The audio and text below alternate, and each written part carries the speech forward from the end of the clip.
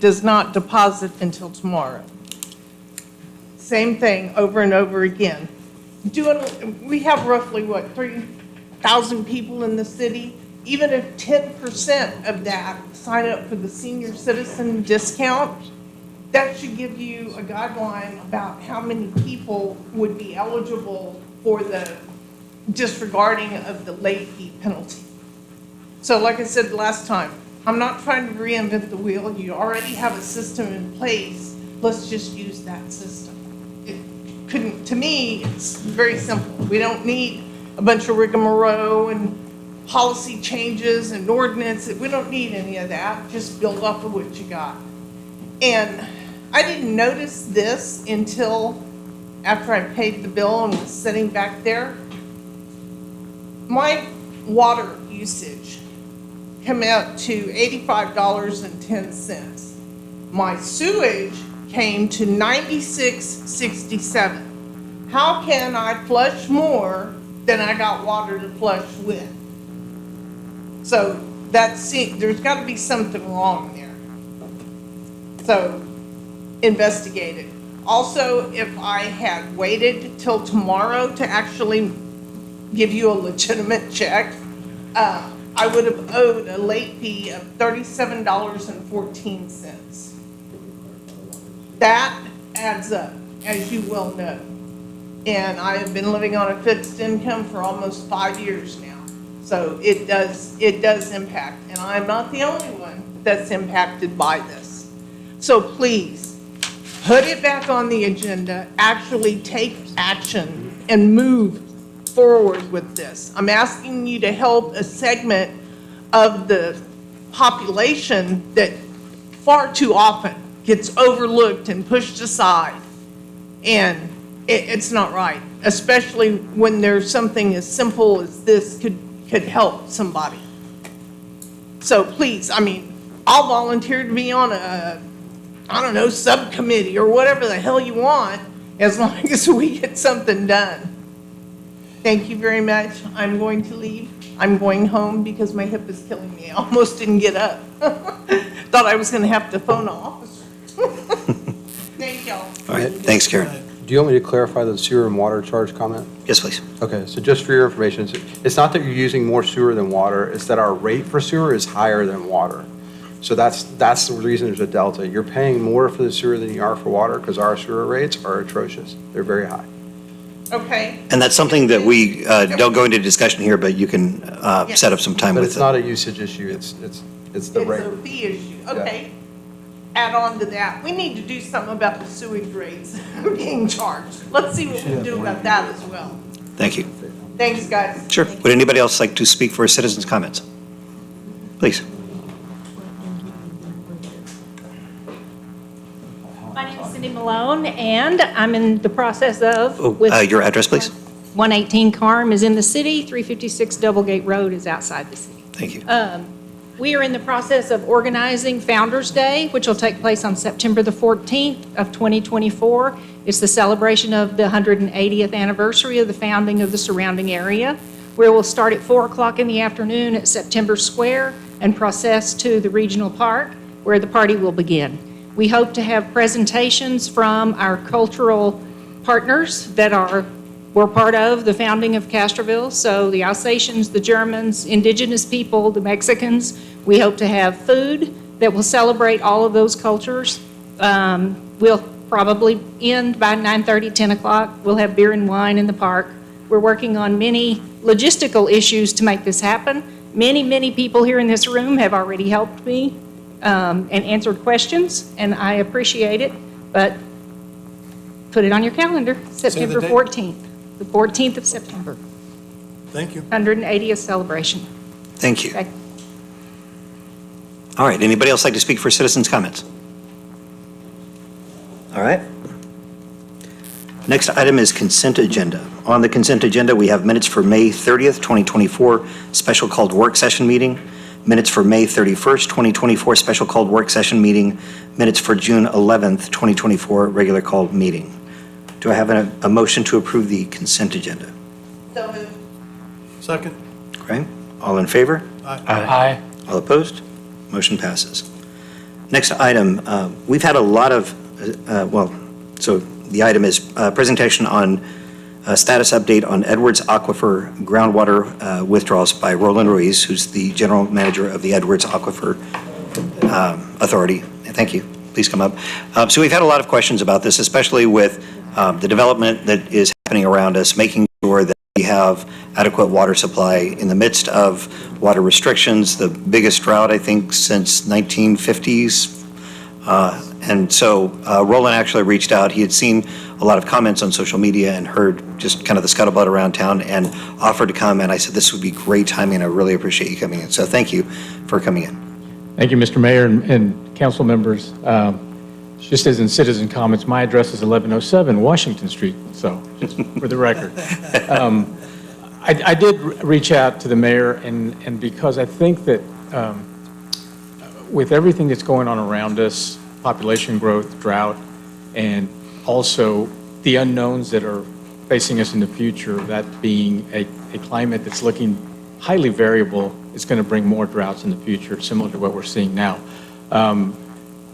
I really am here just to make myself available and make our agency available to the city as a resource for information, for data sharing, for anything that you may need from us in the form of for planning your water needs for the future. But I wanted to give just a high-level overview of what we do, and maybe more importantly, what we don't do. Because I think there's some miscommunication or misperception of what our agency is capable of doing. And chief at the top of that list is we do not have any legal authority to control development, to stem the tide of population growth. That's not within our statutory powers. So I wanted to make that clear. What we do have authority to do, and what our mission really focus on, is regulating withdrawals of water from the Edwards Aquifer, and the Edwards Aquifer alone. There's no other aquifer that we regulate for the purpose of managing aquifer conditions, ultimately to ensure continuous minimum spring flows in New Braunfels and San Marcos. It's one connected system from the hill country down to those two communities and ultimately into the Guadalupe River. So we're managing a natural system, a water cycle, for the benefit of everyone within the region, from Uvalde County east to Hayes County and everything in between. So I just wanted to elaborate on that a little bit. It's not that when you see these drought conditions, it's not that the aquifer itself is in any danger of going dry. That's not the issue. The issue is the connection to surface water, to those spring flows. We're trying to manage the resource to ensure that the aquifer conditions stay at high enough levels, high enough pressure to continue pushing water out those springs, because those communities are dependent on those spring flows, just as communities here to the west are dependent on the water beneath our feet. So it's a balancing, and it's a shared resource across a vast region of South Central Texas. As far as current conditions, as you know, we've been in drought for the better part of a couple of years now, and today we did issue declaration that we are moving from stage 4 back to stage 3. So there's been a slight improvement in conditions, and so that's not big news, but it's good news that we're moving in the right direction with the rain that we had over the past week to 10 days. I wanted to also let you know, just here, I asked staff to give me a summary here of the city's water availability. And so total authorized amount, for example, for last year was a little over 1,000 acre feet. That was reduced because of critical period reductions because of drought by almost 36%. Going back to 2022, the reduction was about 26%. And then here we are in 2024 with a third straight year of reductions because of the drought impacts. And yet to be known what it'll ultimately look like by the end of the year. But as you know, stage 4, we were under a 40% reduction. Stage 3 moves us back to 35%. And that's applied, prorated spread out over the year. And we come back and look at that, do a true up at the end of the year. But needless to say, for water purveyors like municipalities such as the city of Castroville, it's increasingly important to plan, not only that you have enough just for population and population growth, but for these droughts that are going to continue for the foreseeable future. Preliminary modeling that we've done about what the future might look like with the overlay of global climate models, it looks like we're likely to see maybe not a repeat of the drought of record of the 1950s, but we're likely to see more short-term, very intense droughts like we're having now and like we had from the 2011 to 2014 timeframe. And so I share that with you just because these are considerations to think about as you plan water resources moving forward. I will also tell you, as y'all may know, that there is a group here in Medina County, and we've been a part of it, working towards identifying additional alternative water supplies. The primary water supply that's been looked at and continues to be explored is the development of a regional aquifer storage and recovery project, which would allow users, participants, to take some of their water when we're not in drought, take some of their excess water, and store it underground in another aquifer and have it there to pull from when those droughts do come. So you're basically extending the life of your current water inventory, your current Edwards rights. And I would just say that I think we need to, as a region, look to those sorts of creative ideas, creative solutions, and open ourselves to looking at them collaboratively. You know, I tell people that we at our agency, we can have a lot of ideas, but we don't have all the ideas, and we cannot alone arrive at a lot of solutions. We need help. We need partnership. And I think that's the same for every Edwards Aquifer permit holder across the region, especially the municipal providers who are facing the same challenges that you are with growing population and demands. There is no new water to be had from the Edwards legally. The permits for the Edwards have all been allocated. In other words, no one can come to us and ask us for a new permit.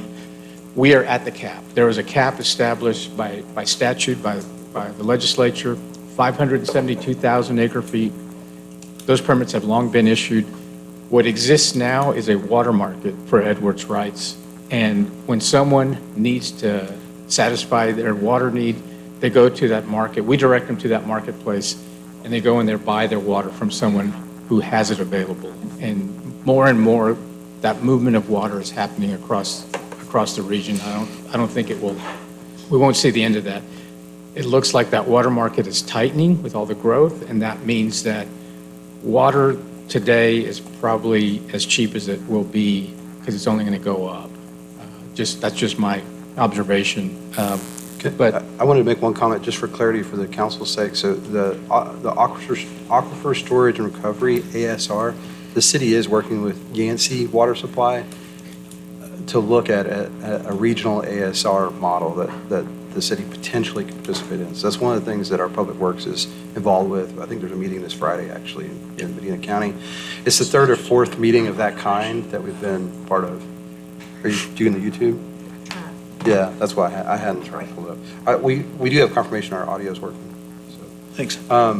When you talk about water rights that are out there, I don't know how you would do this, but I'm just curious if y'all have a method for tracking kind of underutilized rights, where, so for instance, you know, a city like us, we have 1,000, we know where we are for our permit, but do y'all track entities based on how many they have and how much they use? And do you have a sense for how many rights are not being leased, just sitting there, kind of underutilized? yeah, we do. I should say we can have that information available to us. The thing is, it's kind of a moving target because from year to year, someone who may have water available in 1 year may lease it for the next year or 2 years, and that changes. So these permits are forever changing hands. We do have on our website a seller's lessors list that we try to keep updated with entities that have said, I have water available, and they use that list as kind of a marketing tool for people to come there. I guess my thought is for the ones that are historically not using theirs, and I think they are out there. I know of at least one entity that has more water rights than they need, and they've just been sitting on them forever, and they aren't going to grow, they aren't going to use more. So I'm trying to talk to them about selling them maybe, Yeah. or leasing them to the city. But I'm curious because I think, as to your point, water is becoming a lot tighter. We're all seeing the growth. The people have to, it's a policy. They have to bring rights in order to connect to our system. They have to prove they have water availability. I would envision, from a policy standpoint, that your board would need to look and know about that market, because it's kind of a hidden market. It's rights that are not being utilized, that aren't really being traded or on the market. And whatever that is, I think as the need gets greater and greater, you're going to start to see those types of rights be freed up and either sold or leased, and which will mean that consumption, the real consumption, will actually go up as well, which means that curtailment will have to go up as well, because we're still trying to manage to that. So that's where my train of thought was going as you were talking about that. Yeah, and so it's easy enough for us to do a query of our database and look at who's used what, year to year. And frankly, we have some water under our control through some of the programs that we have to sustain those springs through our habitat conservation plan. So we have some water under lease, which in recent years, because we haven't needed that water, we have actively subleased it back out into the market to those who need it. And we've used it to help some of those entities who have gotten close to the overpumping place, and to help them satisfy their needs. So we are paying attention to that, to who has the water available. Yeah, I would imagine. Because we also need some of that water for forbearance programs for those drought times. Above and beyond just the regulatory curtailments, we're obligated under an incidental take permit with the federal government to control about 90,000 acre feet of water to basically take off the table when we do get to a, quote, repeat of the drought of record, which we haven't gotten there yet, but nonetheless, those needs also are competing with just the market needs as well. So we're kind of in the same boat with many of our permit holders, where we're needing the water for those purposes, and yet when we don't need the water, we'd like to have the availability to make that water available back out into the marketplace. So, but there's no silver bullet. There's no quick answer.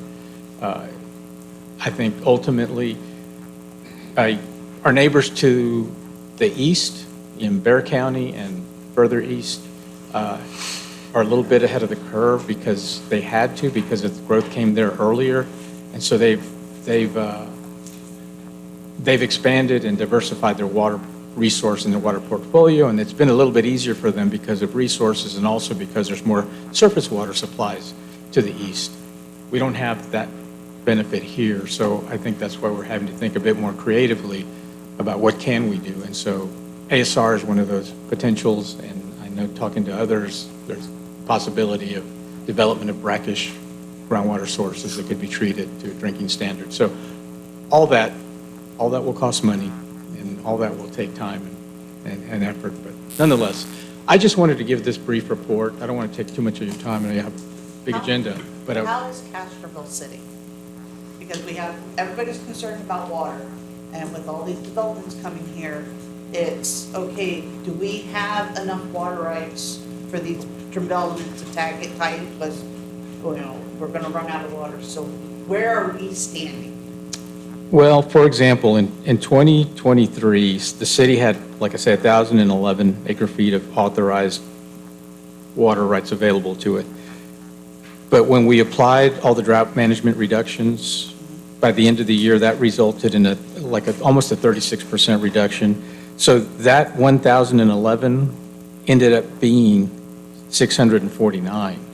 So that's what you're talking about. So it's hard for me to tell you that, you have enough. But we did, just so you know, that was the work that Respect, the effort they made to go back and look. They did a study and looked at what we were pumping versus what we were requiring. And at the time, our purpose for looking at that was really to determine, is our policy for requiring a dedication of 0.061 acre feet? 0? 0.61, I never can remember, per LUE, per living unit equivalent, if that was the right number. If it needed to be more than that or less than that, there was a lot of pressure to make it lower because a lot of the entities around us don't require quite that high of a dedication. And certainly developers are the loudest folks to complain about that. And they compare us to places that have other water sources like Saws and San Antonio.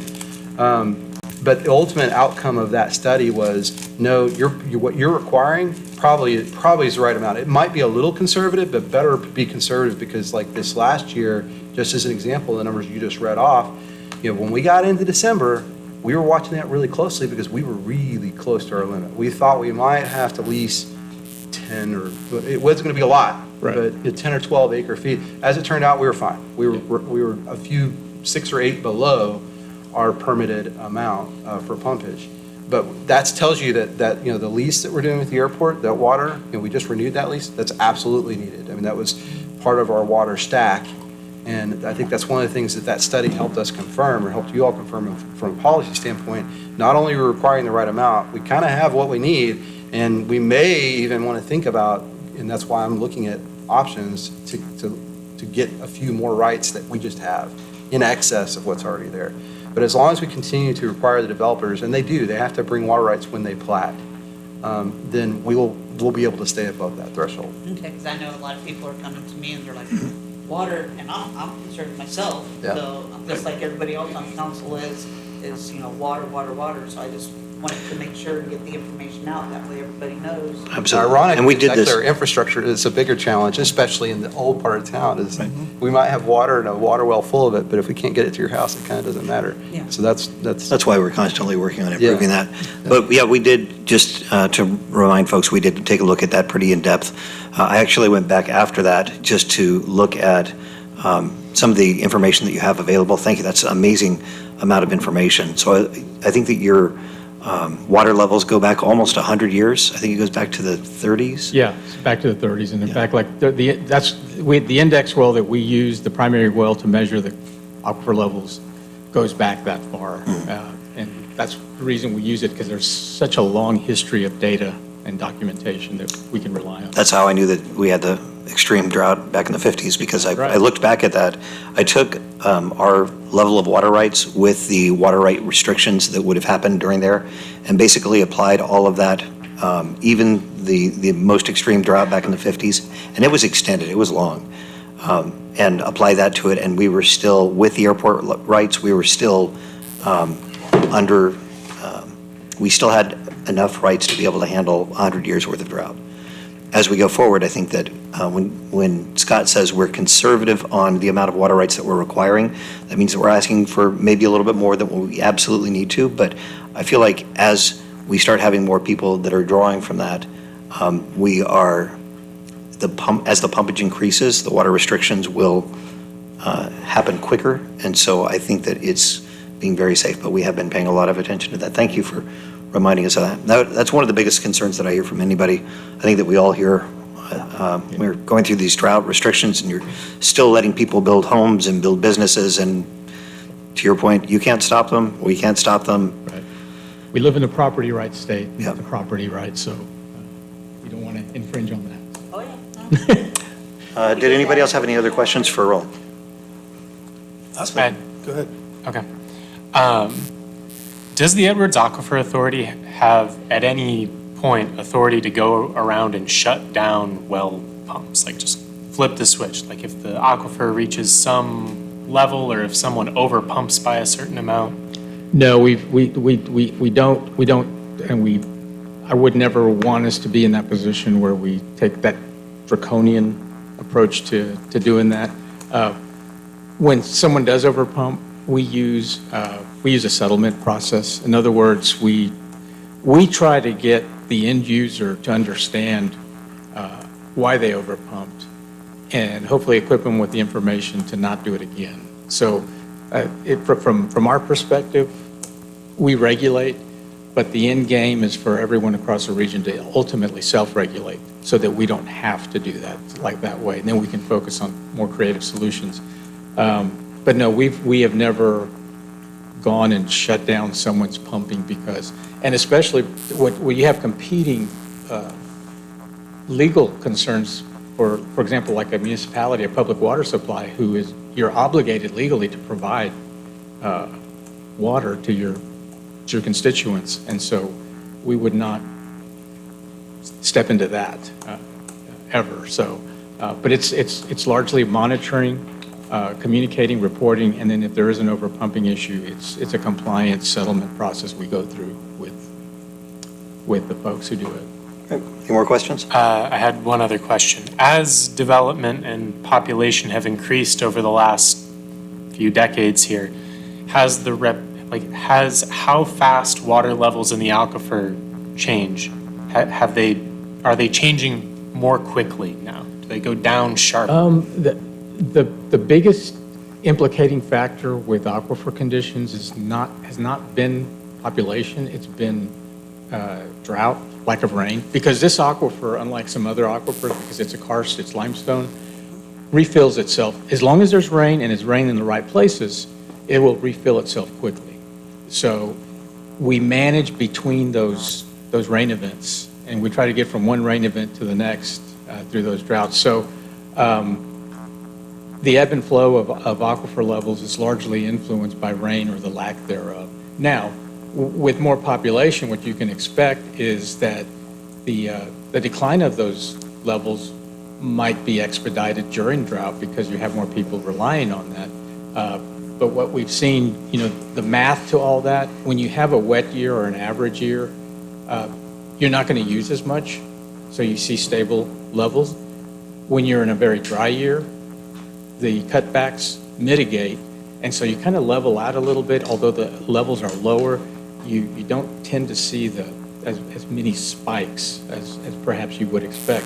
We did do an analysis of the drought from 2011 to 2014, and we looked at that, and we looked at the intensity of that drought, because in intensity it looked very much like the drought of the 1950s. It just wasn't as long. That was a decade-long drought. But over that time frame, when we applied what we saw, the data and the analysis, we came to the conclusion that had we not had the cutbacks, had we not had some of the programs, the conservation programs in place, that the springs, Comal Springs, would have gone dry, just as it did in the 1950s. It didn't. It kept flowing. And so that speaks to the success of programming like that, and that conservation does work, and it works when we do it all together, especially. Great. Councilman Carey, you had a question? Mr. Ruiz, I thank you for what you said about the rainfall, because as a geology student in the I did a little bit of research, a statistical study on growth rate of the community, water levels in the Edwards wells, their monitor well, and the rainfall averages. And there was a very, very, very distinct correlation between rainfall and aquifer levels, and almost no correlation between growth rate and aquifer levels. That only will hold true until the population reaches a certain point and we start to tax the capacity of the Edwards aquifer. Right. The other point is that I know that there is a fault line just south of downtown where the water falls off into a brackish environment, and I've always felt like better to use it when it's there, and then conserve when you have to. But there's a distinct layer of potable to non-potable water right there through downtown San Antonio, and I had the privilege in the 1970s to be a part of the Valina Farms diversion project that diverted creek into that Valina Farms Creek? cave. Yeah, the Seco Creek cave, yeah. And took a news crew down there to see if there were actually glass catfish in that cave, but we didn't find any. Yeah, thankfully it didn't. So yeah, the project moved forward. So Yeah.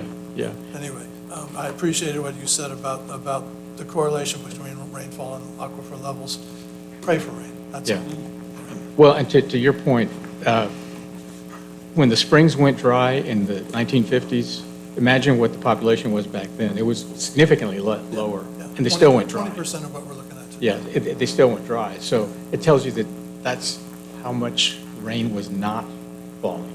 Right. And so it's a function of rain and recharge. So it has to fall in the right places. It has to fall in the watershed to the aquifer, which is basically the hill country, and get down to it. So Thank you. Thank you for You bet. your You're welcome. presentation. Any other questions or comments from council? I guess just one other one. You said that there are 572,000 acre feet of permits. Is there historical data for how much of that is used in any given year? Yeah, we have that from year to year. I mean, I'm happy to share any of that data with y'all if y'all want it. We've never come close to that as far as actual pumping. There's always been a good gap, even especially in drought years. There's always unused water. Historically, there's always been unused permits left on the table. So if there's a silver lining there, maybe that's part of it. But I think as there's more users, that delta is going to most likely shrink and come closer together. And I'm remiss in not acknowledging someone you know, near and dear to your heart, Bruce Alexander, who happens to sit on our board of directors as an appointed member, at least for the rest of this year. So Great. he knows all this too. So Nice. Well, thank you very much. thank you all. I appreciate you proactively reaching out. I think that was really amazing. You bet. Thank you. Thank you all. Good to see you, neighbor. All right, next item is the city administrator report. For this, we have Scott.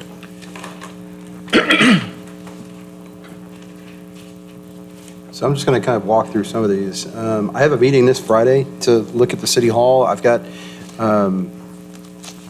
the architect engineer that's doing some of the planning for us. John Nelson has I got a lot of free time, I guess. He created some, I think, 2 or 3 different 3D models that are about yay big in cardboard to kind of show the scale and what this would look like. We're just trying to figure, I think he's thinking of ways to convey what our plans are to the Texas Historic Commission, because we've already had some back and forth with them. They had some concerns about travel length, the distance. They wanted to extend the distance of the addition further away from this building. And then that caused us to have some concerns about, well, what about, distance during a fire and getting away from the building and that kind of stuff, and travel distance. So we're doing some back and forth with the Texas Historic Commission, and I'm going to be researching windows on Friday, looking at what some other buildings, mostly schools, but there's some other courthouses as well that have used non-traditional window frames and glass that are more energy efficient. So it's brand new material that's made in such a way to appear old. So if you were to look at it from a distance, it's not made of wood, but it looks like it's an old window, the same sash and that kind of thing, but it's a newer style. So that's what I'll be doing on Friday. The gas operations update, we're in negotiations. Scott, on that one there, that these new windows would be approved by the Texas Historic Yeah, Commission. so that's the idea, is that these are some windows that have been used on other Texas Historic Commission projects. The current reviewer may not have done those projects, may not be aware of them, I don't know, but we're going to meet with the vendor that did the project and look at kind of samples and what they're recommending, what they would offer, and get some details that we would then share back with the reviewer, and hopefully, in the hopes that they will make that part of this. Part of the way that I want to go about trying to fund this project is through energy efficiency. There's a couple of different ways to attack that. Since we have the flat roofs, we could look at doing solar. Not because I want to, frankly, but because there are grants out there for solar electric. If you add solar to a building like ours, there's grants that will help you pay for that, which then could be stacked to help pay for other aspects. So for instance, if all the electrical has to be upgraded in order to support the solar, which we already know the electrical has to be replaced, then potentially that could be something that grant could be used to help pay for that as well. So I'm looking at, it's a shotgun approach. I'm looking at every possible method that I can think of to try and make this project a reality, and do it, in a manner that is the least expensive to our taxpayers. Gas operations update. I provide a little bit of update there. I don't know if I mentioned the name of the group, and I don't know if I should at this point, but we are working with another kind of CPS type entity that maybe I did mention it. Great Forest. Yeah, Gray Forest. The Gray Forest Utilities, it's a municipally owned utility. They've offered, or we're discussing them doing a contract very similar to kind of what CPS did, where they would come in and be our operator and do most of the facets of it. I still probably would want to have a third party. One of the things that I think we learned through that process is that back when we hired CPS, prior to that happening, we had a consultant, and it was the same guy that was here presenting to us. I didn't know that until he actually said that. I'd been in multiple meetings, and never once been, oh yeah, I used to actually do all this for the city way back when. So I think there's some real advantage to having someone who really understands gas, asking the right questions of your operator. I do feel like the city kind of took its hand off the wheel, and I don't want to throw CPS under the bus. They've been a great partner, but we as the other side of that equation, I think we missed a lot of different opportunities to have some conversations around our capital improvement program and just other things that weren't being done because they're not the owner, they're just the operator. And the owner needs to have kind of an owner's rep and know the right types of things to ask, et cetera. So we're pursuing that. We have till September to kind of get something in place, so we're not in a huge rush, but we do expect to have something September to comes you quickly.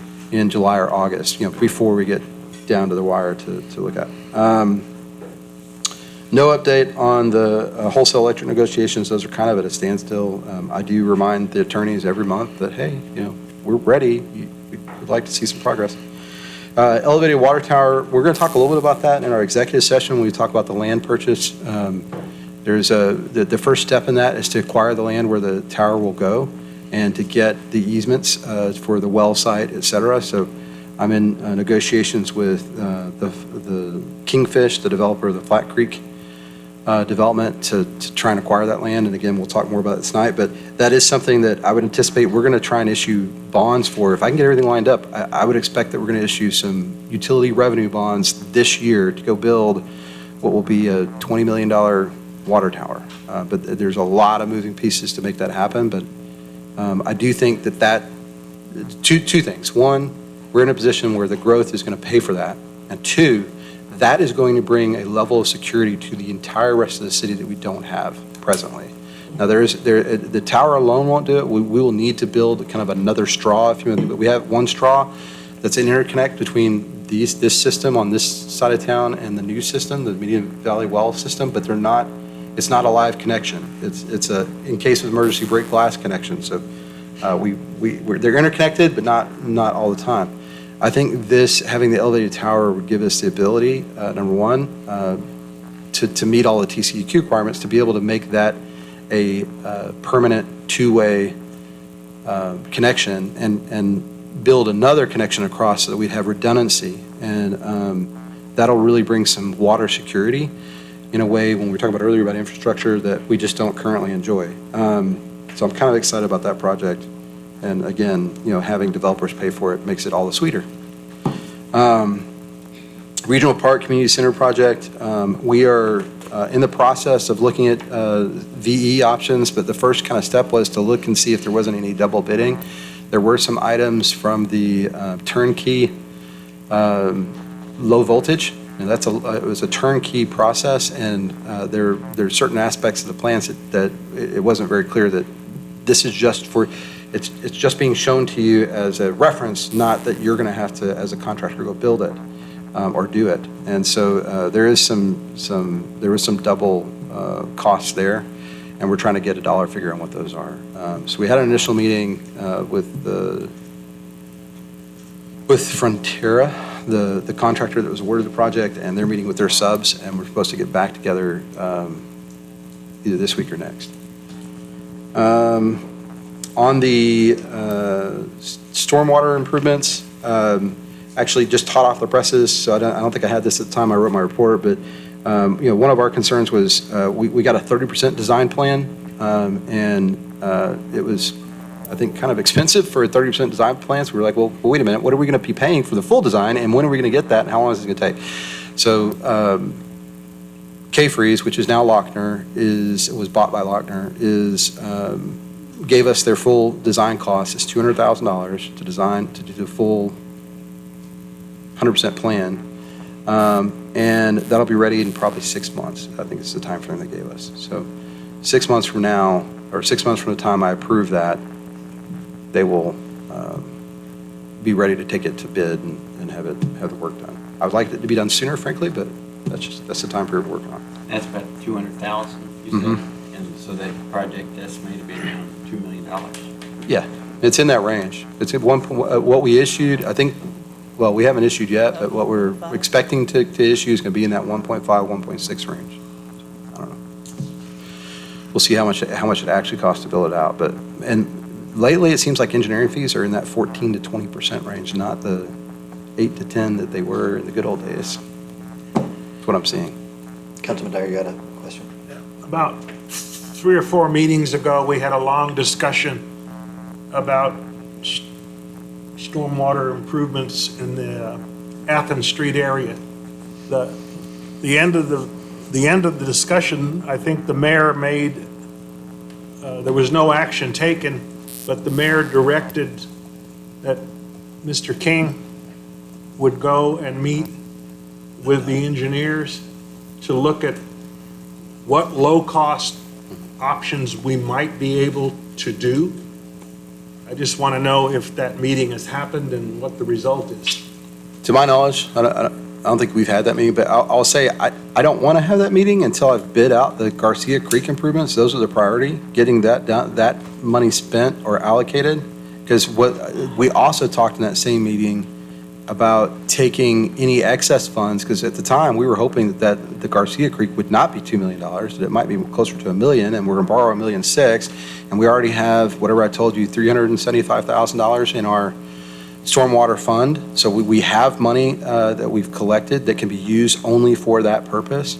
And so the hope was that whatever excess funds that were remaining that weren't spent or allocated from the bond issue would be combined with the funds that we have on hand, and we'd use and then we'd have a pot of money to then go to the engineer and say, this is how much we have to spend for stormwater improvements. Now, what can we do? What's the low-hanging fruit we can do? But until I know what that number is, there's really not a whole lot of sense having that conversation. I think the first thing we have to do is take care of Garcia Creek. Repair what was broken. Well, I don't want to dig up a dead horse, but I mean, there was several items discussed that we possibly could do with our own staff.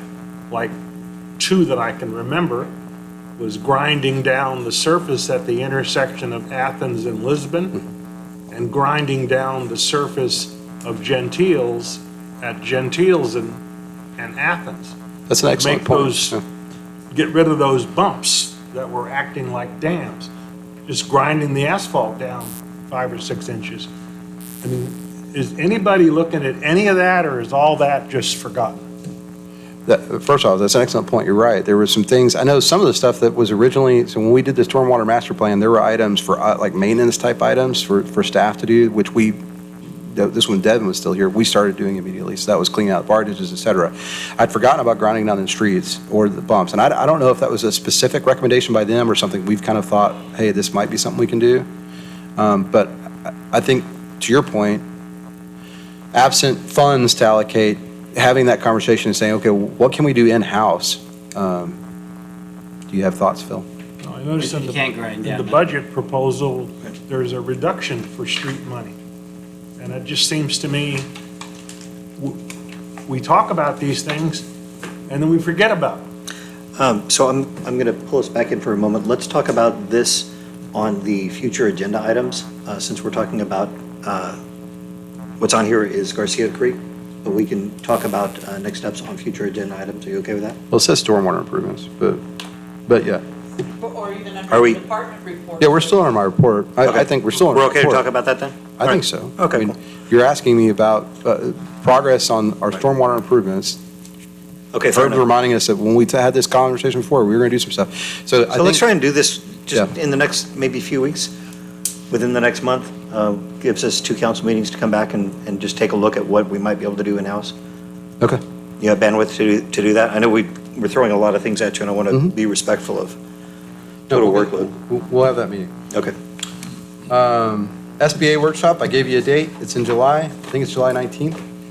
So we're going to start advertising that. We've been working with the chamber to get it out, and Go Medina, as far and wide as people can know, but it'll be at the American Legion, right? think that's right. Again, that was in my report.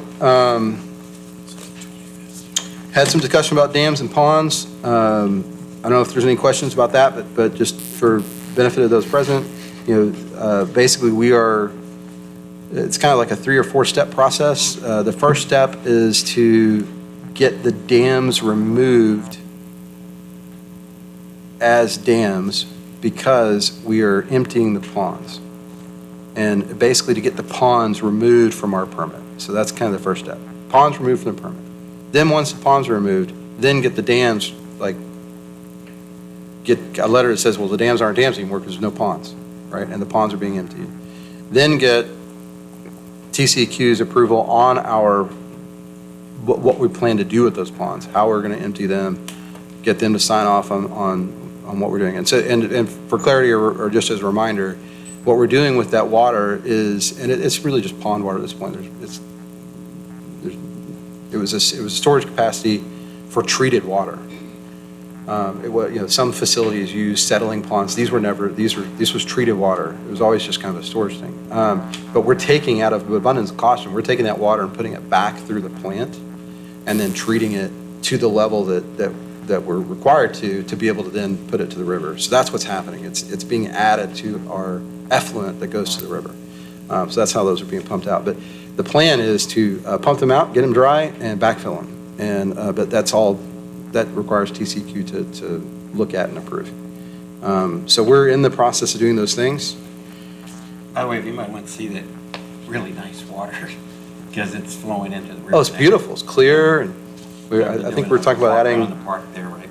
As you're at the far end of the park, you can just look over there, and I wish it was pumping through my backyard. We're talking about adding some non-invasive, correct type of fish, because some fish, please don't go get your fish from the pet store and put them in there. But there are different types of fish that we could add that would actually help our permitting process too, because TCEQ loves to see wildlife in your effluent, that they see it's living and doing what it's supposed to. And that doesn't have 3 limbs. That was down at Dance Ponds. I'm on J, live streaming. So under live streaming, you just saw tonight, we have no end of opportunities for failure, it seems like. The little orange box that sits on top of that camera, that's a live stream pro device. It's supposed to talk to their live stream studio. And in every test that we've done, it has, except for tonight, except for when we were ready to actually use it. It said disconnected, not recognizing it, don't know why. But in front of Deborah on her desk right here, there's a little black box. That's actually a PC. That's the size of a PC these days. It has a built-in video capture, and the plan is, and we already have sitting on top of that printer is a 25-foot HDMI cable.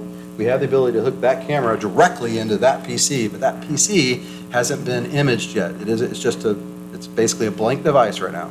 So the next step this week, we'll have that device imaged. It'll have all the software that this computer has on it. And the goal is to make everything hardwired so that there's no opportunity for failure. Now, there's still going to be one opportunity for failure, and that's going to be the internet. Even though it's hardwired, the internet can go down. But we're knocking down the pins of all the failure points. And I thought we'd be there tonight, but we're really, really close to actually having a fix for this problem that came up tonight. Because we won't need that little orange thing anymore. The agenda management software I've mentioned before, I believe, but that's something that we're looking at instituting pretty soon. We have a couple of kind of permission flow stuff, but basically it'll streamline our ability to put the agendas together. It is software. It is web-based, and anytime you're using software and web-based, there's a learning curve, so I fully anticipate that it'll be a little bit of a headache to figure out how to use, but I think in the long run, it'll be great. So if you think about one of the reasons that we're doing this is to make it a lot easier to look up, to find for people when you're searching for certain topics. It makes it a lot more searchable. So this is really about opening up information flow, and when people want to research what is happening and understand what's happening, they can go directly to that and find that. Everything will be searchable. It'll give us the ability in the future, if we want to be able to put the meetings out there, that will kind of be built to do that. That's for additional fee. We aren't doing it at this point. The other thing it does is it actually gives us the ability to put the entire packet. So up to now, we just put the minutes and the agenda. And in the future, should you choose to, you'll be able to add the entire packet to the website and make that searchable as well. Hopefully. Yes. But again, that'll be your choice if y'all want to do that. Not every city chooses to do that. Library administration changes, I think I announced before, we did have a change in the library administrator. She's no longer with the city. We have an interim director there now, Andrea Christian. She has moved back home, is from here originally, I think related to the Kemps somehow. And is doing a great job. She's got a very, a lot of experience and a very deep resume as far as worked for one of the largest school districts in Maryland, served 206,000 kids or something like that, and was over their library systems, managed 6 or 8 libraries and all that stuff. So brings a wealth of knowledge and skill. Hopefully, though, she won't be there long because we've already posted a position. I've got 6 or 8 applications from qualified individuals already, so I'm hoping to set up those meetings for those interviews here. We have July 4th coming up, but probably between now and July 4th, I want to start having interviews. Kind of connected to that, but not, I would have done the interview sooner, except that we have been interviewing and reviewing airport manager candidates. We did identify a candidate, several. We did the interviews over yesterday and today, and selected an individual to move forward. I can't announce who that is yet because we've only just started to notify them and let them get back to us. But that'll be happening over the next 2 to 3 weeks. We'll onboard that person, get them trained up, et cetera. So very excited about that. That's a part-time position. But I'm really, really excited about we had 3 really, really strong candidates. And I told the interviewing group, like, I think we would do okay if we went with any one of these 3, but I'm happy with the choice that we ultimately have made, and hopefully that works out, and I'll be able to brag about it more later. July 4th, fireworks in the closure. We're planning on closing Thursday and Friday. July 4th is Thursday. The parade is on Thursday. The fireworks are on Thursday. We did have a slight issue in that, you recall, we had kind of a bad experience with the fireworks. We went out and got a new group. We were really fired up. They did a great display last time, and somehow their license expired, and they weren't able to renew it, and we tried to pull strings every which way we could through the state, through Tony Gonzalez, whatever we could to try and get that done. Didn't happen, so we're going back to the old group, I believe. But they were available and able to do it, so we still have fireworks. That's the good news, and of course they know they need to really perform. So fireworks, July 4th. Closure will be closed. The city offices will be closed Friday as well. And then I think that's it. That's all the items on my report. Okay. Any questions? Nope. All right. Well done. Thank you. I guess just a question. I know before you, Scott, when the city made other holidays, they had to come before council, but I guess you can call holidays without coming to council. Yes. Okay. But I try to tell you when I'm doing that. Do what? I try to tell you when I'm doing it. Well, I didn't know, why did they have to come before council? I don't think they have to, but they should. I mean, you all should approve all the city holidays, but and that's why we have a holiday calendar. But Yeah. we started I just. this week. We with July 4th falling when it did and where it did. We started having conversations with everybody else, like, okay, who's closing? Who's open? What are we doing? Thought it was the right thing to do to close on Friday. Yeah, it wasn't so much a question you were calling it. It just, I didn't know why the council had to vote on it last time, and Is there somewhere that says they have to approve all Well, holidays? generally, it was brought to council, usually when we did the budget and such. Right. And they would approve it at the same time. But is there somewhere that says they have to? Or we just do it because it's the way we've always done I it? thought there was an ordinance change or a policy change. I would have to research it. Yeah, I'm that's a not good sure. question. I'll have to look and see how that does. I sent you another policy question earlier tonight. I saw some of you have already responded to it. I'm fine either way, but there were 2 other questions that were posed to me. Neither of them on my report, so I'm going to speak to them, but you aren't, this isn't for debate, it's just me to report on. One is the open swim. So during the last council meeting, we talked about restrooms, and we'll talk about restrooms again tonight. The mayor is going to talk about why it's back on the agenda.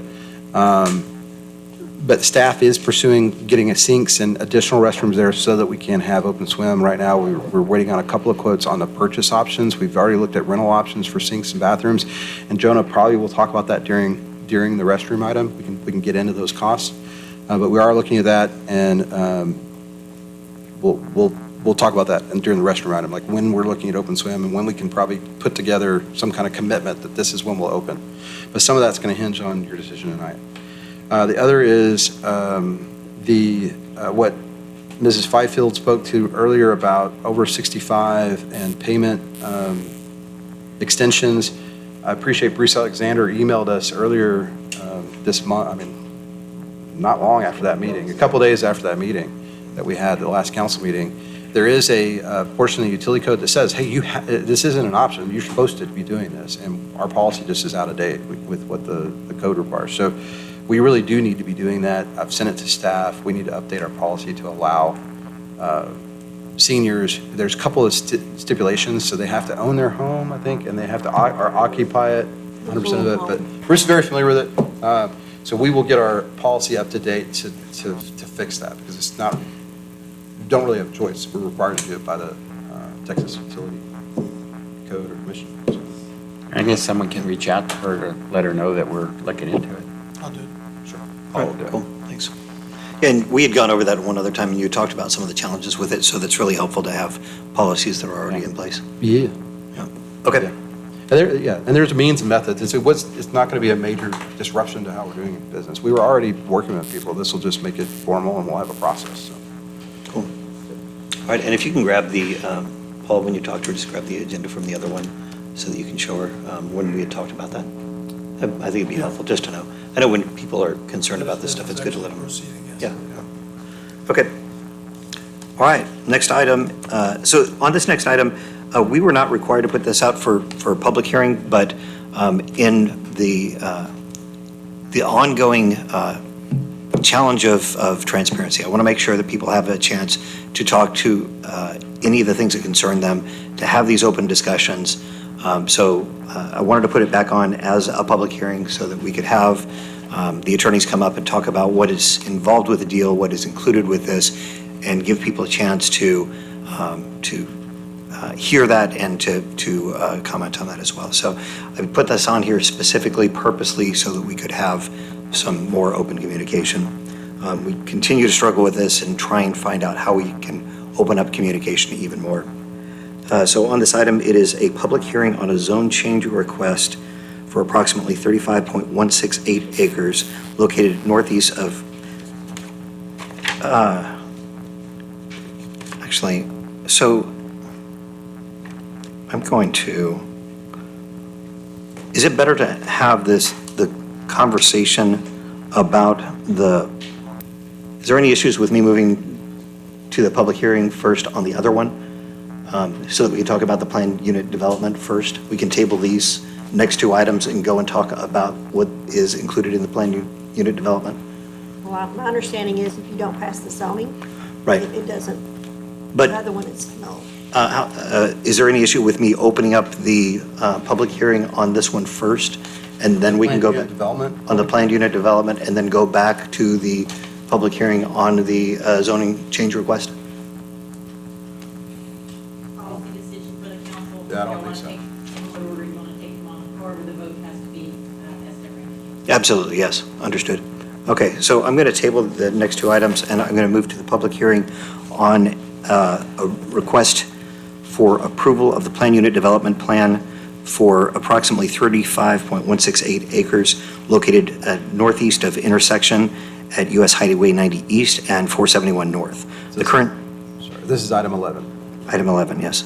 The current zoning of the property is planned unit development district overlay with the underlying zoning CHE East, that is contingent on the decision on the previous item, East Commercial District for approximately 2.725 acres, and RA Single Family Dwelling District for approximately 32.443 acres. So we're going to open this public hearing at, 6:39? All right, and so who do we, Brianna, are you presenting this? I can present, I just had the same presentation the last time, or developers also created a presentation, so that's up to y'all to go on. Okay. If you're all right with it, let's have them, because I know that pretty much everybody here heard the last one. Let's hear the one from the developer. You got it? I was going to pull it up. Okay, great. Perfect.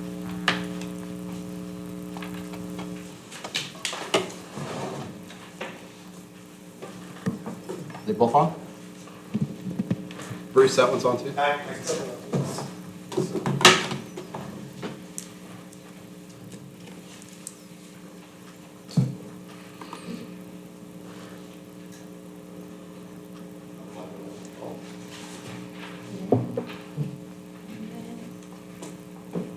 Is it green?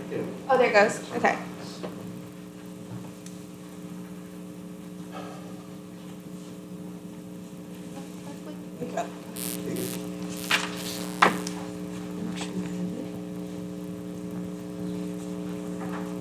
Well, good evening, Mayor, council members. Thank you all so much for having us here. My name is Rob Killen. I'm an attorney with the law firm of Killen, Griffin, and Fairmont. Our address is 10101 Reunion Place in San Antonio. I'm here on behalf of NP Homes. I'm here with the developer, with Nader.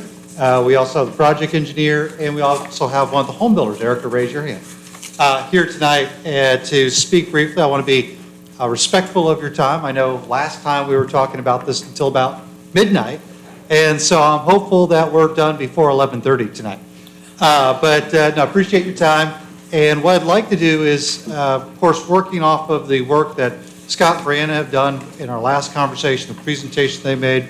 But I want to, of course, thank Scott and Brianna. I also want to thank your legal team, Mr. Trevino and Mr. Benford, for all of their work.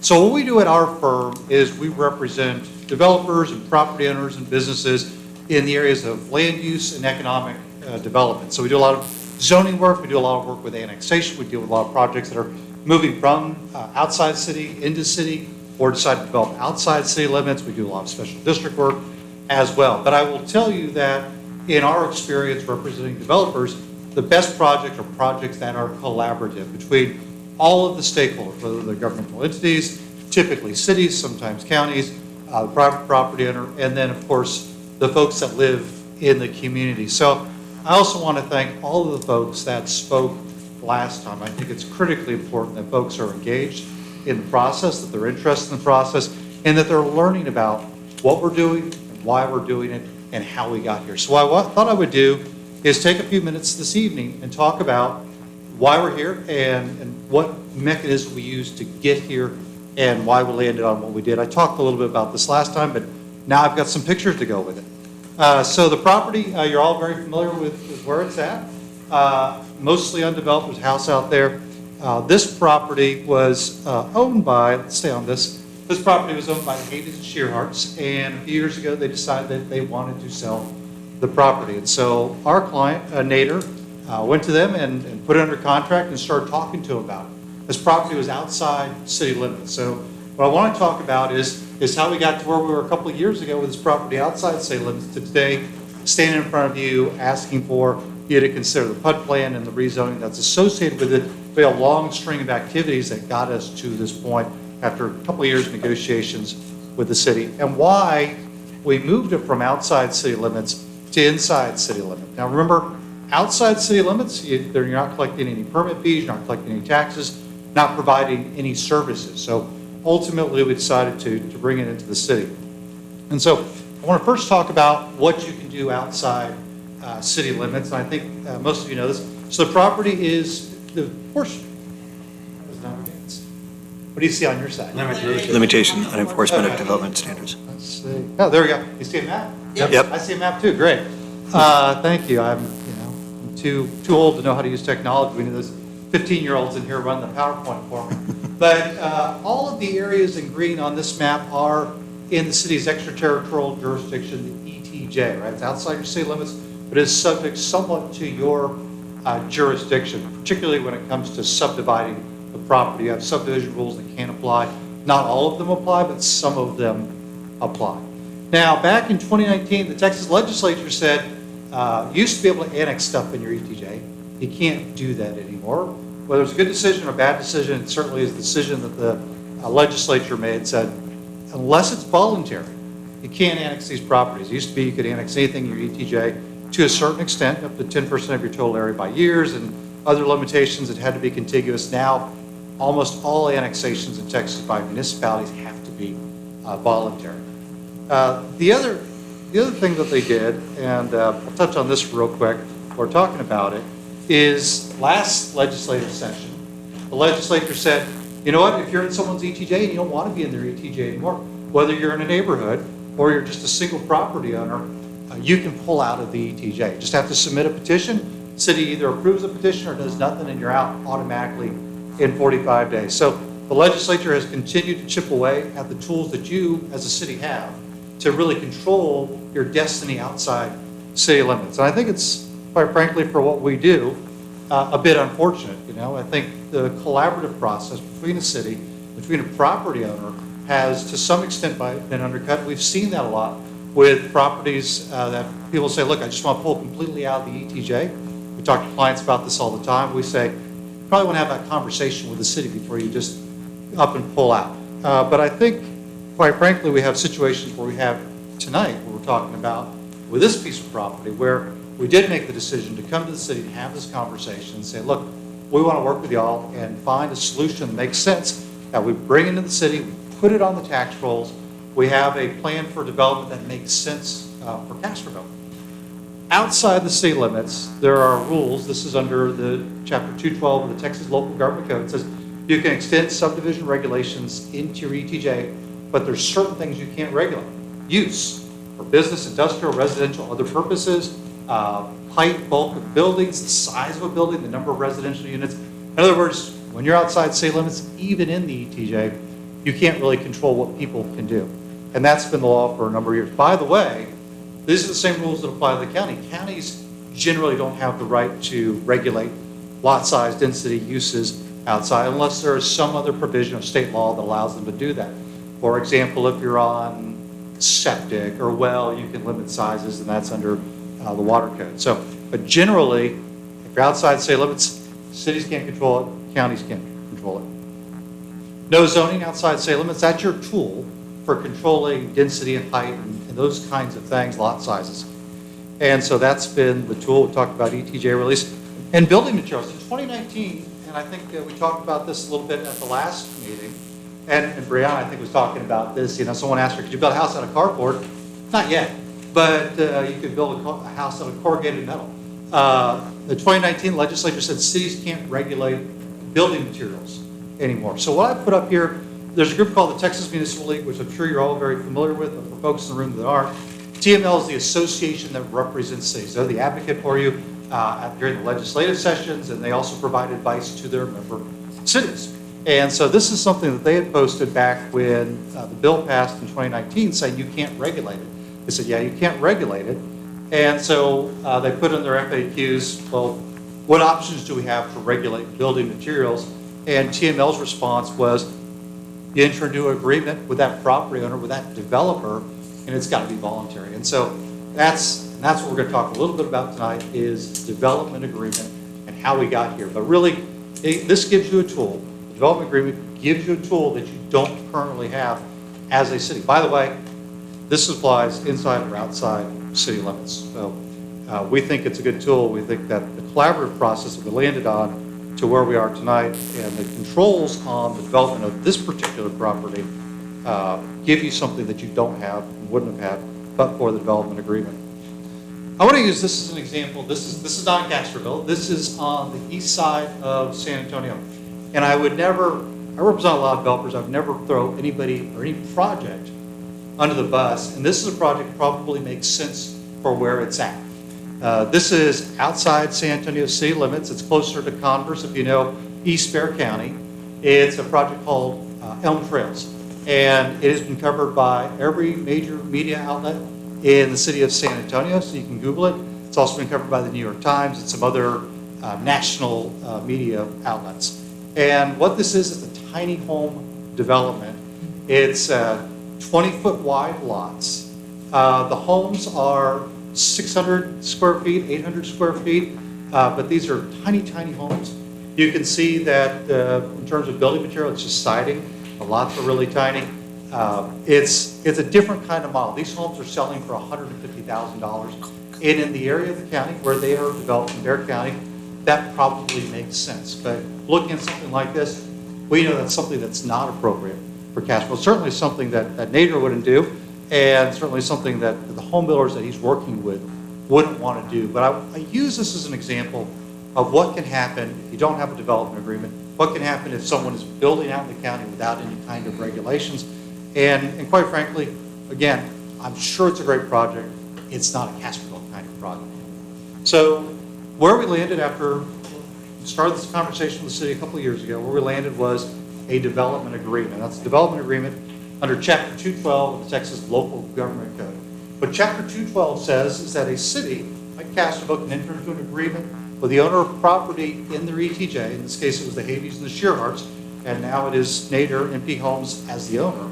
That says we can agree to land use control. We can agree to the kinds of things like building materials that we wouldn't normally be able to agree to. And so we say, we're going to agree that you can build out a single-family subdivision, and here are the lot sizes, and here are the building materials. We always like to go back to Alsatian Oaks as an example. That's a great example of a project developed out in the ETJ, is in the city limits, and is developing under certain standards that were under a development agreement. So this is the project, about 120 homes, some commercial on the front, and that's what it's going to look like. So as we negotiated this out with the city, and I think I've heard the mayor, I think other council members have said that, every time you negotiate one of these agreements, you want a little bit more than the last guy gave up. So the standards are continuing to ratchet up. And so there are multiple pages of standards in here that are part of the development agreement that are enforceable by the city, standards that would not have been enforceable just based on your ordinance, and certainly would not have been enforceable if the property had stayed outside the city limits or pulled out of the ETJ. So big one, of course, is minimum 8,000 square foot lots, maximum density of 5 units an acre. We've got setbacks in there. We've got some architectural design elements there, things that you can't do, and then things that you have to do. All homes have to be at least 1,400 square feet, and they have to be site-built, which means they're stick-built homes on foundations. They're not homes that can be moved from place to place, modular homes, manufactured homes, things like that. Again, those all have their place in the broad spectrum of housing in any community, but that's not what's going to be built here. These are foundation-built homes. Again, more design elements on roof and design, and building articulation, in other words, the facade of the buildings, where your windows are, your posts, things like that. Height, of course, is an important piece of it. Masonry, the example I showed you, that thing in East Bear County, it was all siding. And so siding can be considered, hardy plank can be considered masonry material. That's not what we're going to have here. We're talking about rock and stone and things like that. So when you see the house, it's 75% on that front facade. The decorative elements are there. We have a component in here that is required where you can't have two identical houses facing each other. You have to mix up all your floor plans. So you're not going to have a row of identical houses that look cookie cutter. Parking is important. You don't want people who live in a home parking on the streets. My daughter's 12, so she won't be driving for another 4 years, but we're going to have plenty of space for her, and that's important in this neighborhood, that you have at least a 2-car garage as well as 2 parking spaces on the driveway. So unless you've got 3 kids who are all driving, you should at least be able to keep everybody off the street. We've got material in here on roofing, other architectural features, even going, we talked about the level of granularity we got in this agreement, even the design of the front door. It's not less than 6'8" in height, and it's it's a nice solid door. So floor plan restrictions I mentioned, even the design of the garage doors. And landscaping. Landscaping is critically important, and we get pretty detailed in terms of what that landscaping looks like for the development on each individual lot. And even down to fencing material. And so that is it in a nutshell. There's a lot of stuff in that agreement, a lot of boilerplate language for purposes of enforcing by the city, and provisions on the voluntary annexation and the process. One of the things we had to do is we had to submit a PUD plan. What the PUD plan gives you is the ability to take all of those design standards that we have in the agreement and really apply them at a more granular level when it comes to the permitting side. So when we submit for each home's permit, you've got something, staff has something to look at. We've got not only the agreement, but we've got the PUD plan that reflects all of the standards that are in the agreement. What I want to do is, we've got two builders that are going to come in. We've got Brightland and Coventry. And so I want to show you just some examples, some pictures of some Brightland homes. And Eric's probably happy to talk about anything you see, but just to give you some sense of the quality of development. These are going to be nice looking homes. They're going to sell probably starting off between 400 and 500, but on average, it's going to be closer to the 500 into the range, about 475. There'll be homes that are more than 400, more than 500, obviously, as you select upgrades and things like that, the larger lots. But that gives you some sense of the range of the housing prices. We think it exceeds some of the nearby homes in terms of value, and certainly beats some of the homes that are being built outside city limits, not subject to any regulation, that are done probably without the same quality of materials that we were proposing. And here's some examples, artist renderings of what Coventry does too. But it gives you some sense of what the development will look like when it's built. I really appreciate your time. I'm happy to answer any questions. Of course, we've got our team here to answer questions. But again, just wanted to spend a few minutes tonight talking about what mechanisms we used to get here, why we did it, why it's a win-win for both the developer and the city, and again, make sure that any misunderstandings throughout the process are clarified. But I want to say, the level of involvement and engagement by the citizens that were here last time, I think, was important. Hopefully, we got some more information out, and if this is not being recorded, hopefully we can get that information, continue to get that information. But with that, I'll conclude my comments and available to answer any questions, or I'll let you take the next presenter.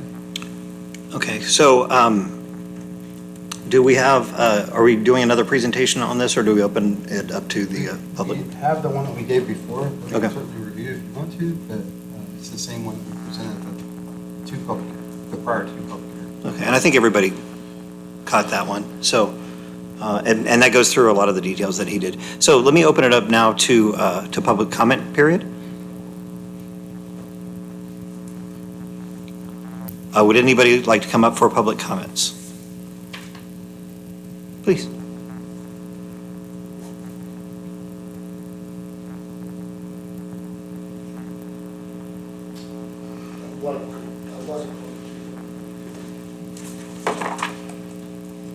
Bruce Alexander, 516 Vienna Street. Thank you for the presentation. I think those houses look great. I think the development will look great. I'm not here to argue with anything. I just want to make a point and my opinion. It's my understanding, and I'm not trying to fight with anything. It is what it is. It's my understanding that prior to attorneys getting involved, prior to discussions about a PUD, that the developer first came to the city with a development that matched our ordinance. And the city turned it down in favor of working with the PUD. So it's really tough to hear that my understanding, or I understand that the original layout matched our ordinances. And if it did, based on comments I've heard before, that we used the Castroville Estates that passed our ordinances, and we like that. So I think that when you went and started talking about a PUD that basically changed what the ordinance was, I believe the city should have informed the people in the area at that time of what was going on. Not the details. I understand and respect the details y'all work with. But I think through maybe a public education or notifications at those times about what's coming may have helped avoid any of the discussions or arguments or dissensions or opinions that's been in the past. And I'm only just echoing that for future reference. More upfront communication with the public helps educate them on what's going on. I still believe also that I do understand the rules, but I'm going to use Country Village. I'm going to use River Bluff. I don't know Westheim, but I can tell you about Country Village and River Bluff. They have deed restrictions that stipulate the type of building materials. They had active HOAs that I could not issue a building permit until it passed through their architectural review. So they were protected, and but that was part of the agreement that the city worked with them when they did those developments. So I understand the layout of those, but I personally consider those more deed restrictions because it becomes more cumbersome for a building permit because in this area you have to look at these rules, in this area you have to look at these rules. It's just different rules based on where they are, and it just becomes more, in my opinion, more cumbersome for the permitting purposes when you have to keep looking at different rules for different areas. So it is what it is. The development, I think, looks great. I just think that there needs to be more public involvement in how things get to this point. Thank you. Great. Thank you, sir. Would anybody else like to speak for the public comments period?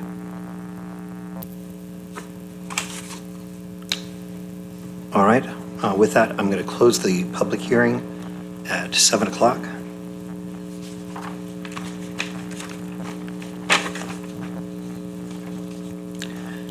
And we will go back to the public hearing, item number 9. This is a public hearing on a zone change request for approximately 35.168 acres located northeast of intersection at US Highway 90 East and 471 North. The current zoning of the property is RA, Single Family Dwelling District, for approximately 35.168 acres. The proposed zoning for the property is a planned unit development district, which is a PUD overlay with the underlying zoning of CHE East Commercial District for approximately 2.725 acres and RA, Single Family Dwelling District, for approximately 32.443 acres. I'll open this public hearing at 7:01.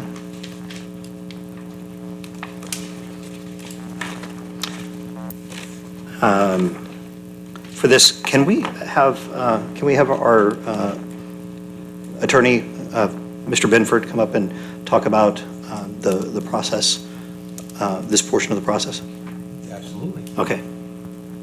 Clay, do you mind just talking about the process of creating the PUD, why we do the PUD?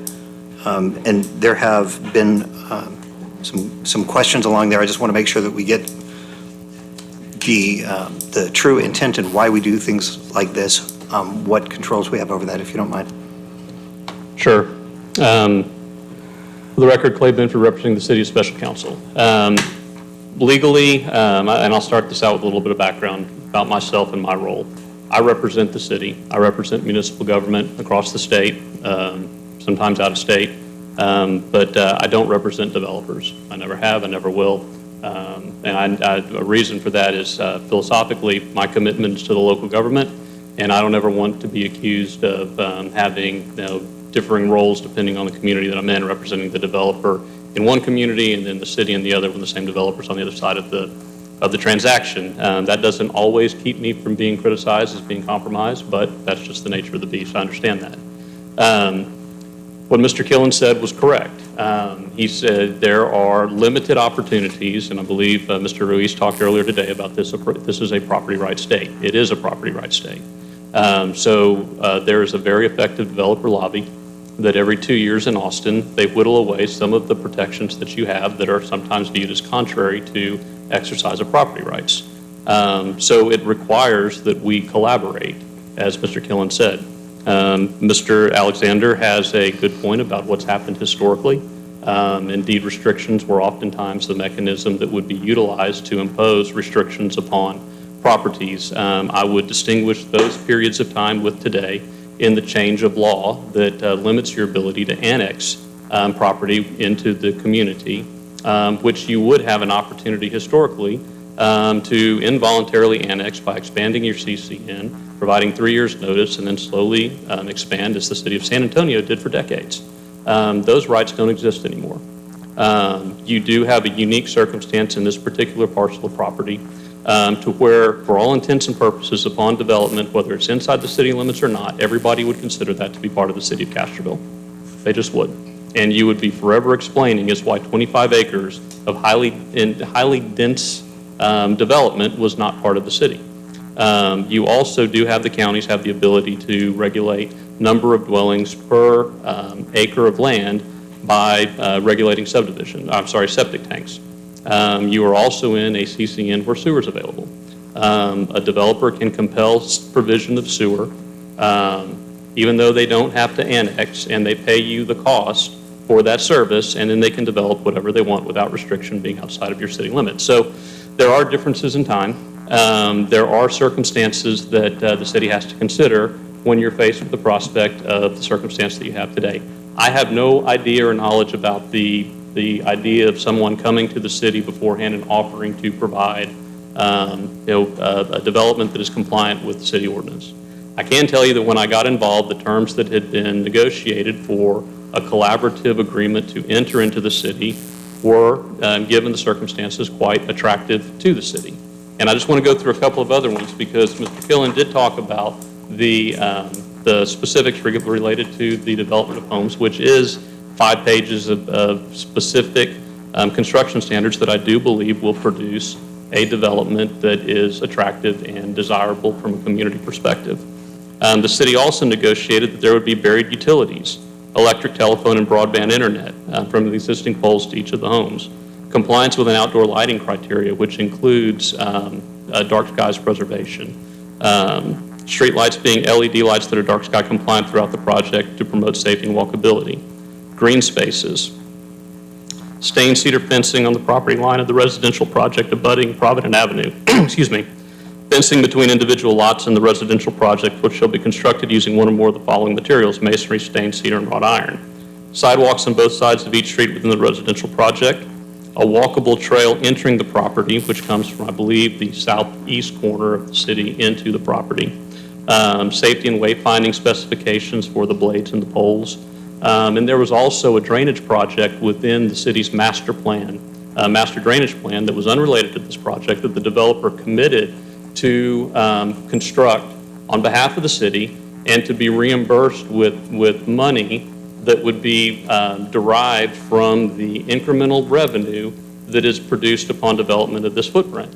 So the city gets a drainage project that's in its master plan that would otherwise be paid for by the taxpaying citizens of the remainder of the city, and only has to pay for that, pay the developer back if the developer's project produces incremental tax revenue that gives the city a source of repayment. So there are many citizens outside this project that are going to benefit from that. Not only having the improvement on an accelerated timetable, but also having a source of payment that doesn't directly impact them. The development agreement was negotiated over a number of months. We had it both, I think we talked about it from a presentation update perspective in front of this council, and then we ultimately brought it for adoption on March 28th of 2023 in public meeting. This was an ordinance authorizing the entry of a development agreement with Lynn Shearhart, Beverly Shearhart, Charles Havey, Marilyn Havey, and NP Homes LLC. And the conditions for the developers proceeding with the purchase of the property from the sellers was the city's agreement to this development agreement so that everybody knew what the requirements were for annexation to deliver services in order for what they'd have to develop to. The mechanism for implementing this, though you can't contract for zoning. We could not the Texas law does not allow us to provide the applicable zoning within this document that would allow the property to come in zoned as anticipated.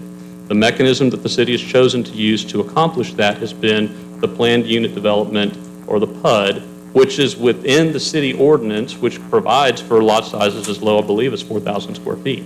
That has not been touched, even when I got involved for the negotiation of the Alsatian Oaks development agreement. The PUD PUD mechanism has been in the city ordinances for as long as I've been involved. That has been the city's chosen route for applying zoning and approval for these developments that are coming in by the voluntary annexation of the landowner in exchange for development standards that the city imposes. This is a chicken and an egg issue because someone has to move first. The developer doesn't want to buy property until the developer has certainty as to how that property is to be developed. So that's where the development agreement comes in.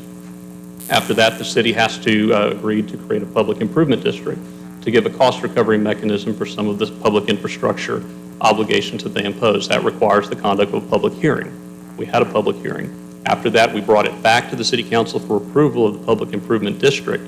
And that is intentional because we do not, at least when I'm representing, my recommendations to not take action on the night of a public hearing because you don't want the citizens to believe that the answer is already cooked or preordained and that their voices don't have impact. I believe that the fact that we're here tonight shows that they do. So we had the public, we presented on the development agreement, we adopted the development in public, at a public meeting. We came back and had a public hearing on the public improvement district. We came back at another public hearing, or at a public meeting and approved the public improvement district. And now the next link in that chain is the approval of the PUD. It's a lot of acronyms, it's a lot of jargon. It is a protracted process, and I understand why people think that this is something that's come along quickly because it becomes more real as more details get put onto the page. I know that's a long-winded answer to your question, Mayor, but that's how we got here today. Perfect. All right, thank you. I will open this up in case anybody had any questions for our attorney. I just want to give a little bit more freedom to do that, so please feel free. Okay. All right, with that, we will close the public hearing. Oh, okay. We will not close the public hearing yet. Please. I just wanted to, Mr. Benford, I just wanted to address one comment you made. You're correct. Oh, I'm sorry, can you name? Bruce Alexander, 516 Vienna Street. Thank you, I just sir. wanted to address one thing that Mr. Benford said, and he's correct. The development agreement came before the city council. There was a public hearing, and the city council voted on it. So it followed the process. However, I want to remind Mr. Benford, well, I want to tell Mr. Benford that myself requested a copy of it prior to that, and I was told by city staff that it was a confidential document and it could not be released until council voted on it. So the public had no ability to look at it beforehand. And that's, and what, I understand the negotiation. No, I know that. I was never made aware of that request. What the city staff did, if you're directing that at me, No. I did not say that. I'm not directing it. You did not say that. Okay. I just wanted to clarify that it did go through the process. That is correct. That is correct. But it wasn't available for public review prior to that process. And while I recognize the city council's ability to negotiate things in closed session, I got it. But when it went on the agenda for approval, at that time, I believe it would have been a public document. But I was told it was not a public document until the council voted on it. So I'm just saying that in the future, let's let people see what's going on. And maybe it could have resolved a lot of issues beforehand. But the development agreement you have, I understand the terms of it. I understand where you're at on that. I understand what you need to be doing. But I'm just adding to the fact that the process, while it did things the legal way, the public hearing and that, there was some things in there that nobody got to see it. So nobody got to say anything until we get to the point we're at now. Okay, thanks. Great, thank you. All right, anybody else before I close? All right, we will close the public hearing at 7:14. Ouch. Next item is consider and take appropriate action on a zone change request for approximately 35.168 acres located northeast of intersection at US Highway 90 East and 471 North. The current zoning of the property is RA, a single-family dwelling district for approximately 35.168 acres.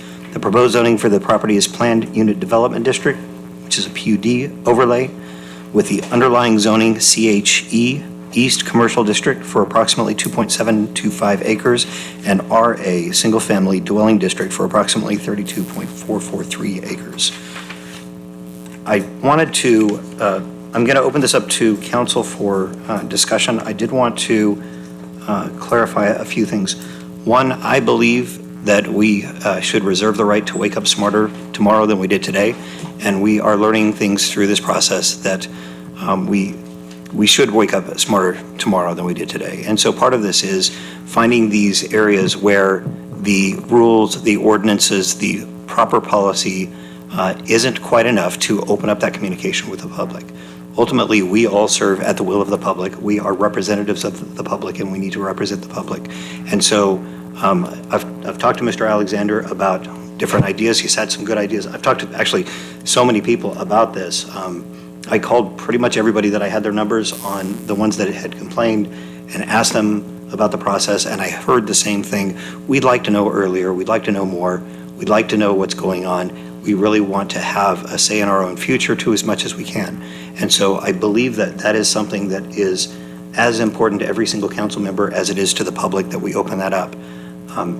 I can snarky say you should have been paying attention, but I can say, because we have gone through all of this and we have talked about it for a very long time. But the other side is sometimes you need to be handheld through this. You need to be like just a nudge. Hey, there's something that's coming up that might impact you. So I do believe that we need to open up that. And I do believe that one of the opportunities for improvement through this process is opening up that communication and giving people a better idea of what we're doing. So we have been making efforts toward that process. Part of that is the review of the development agreement policy that we're having with the Planning and Zoning Committee. After we go through that process, that's to open it up so that we have more people than just council that understand what are we asking for, what are the things that are important based on the people that we represent, either from the board or from the city council. How do we improve not just the items that go into these agreements, but how do we improve the policy to ensure that we have additional communication that just opens it up and lets people know what's going on. So we are absolutely working toward that, and hopefully we will get better as we get along. Unfortunately, I'm afraid that we will have the opportunity to do that.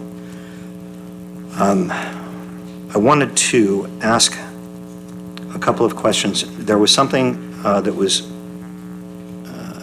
commented about turning down somebody that came to us wanting to follow our existing ordinances, and we turned them down and asked them to do a PUD instead with smaller lot sizes.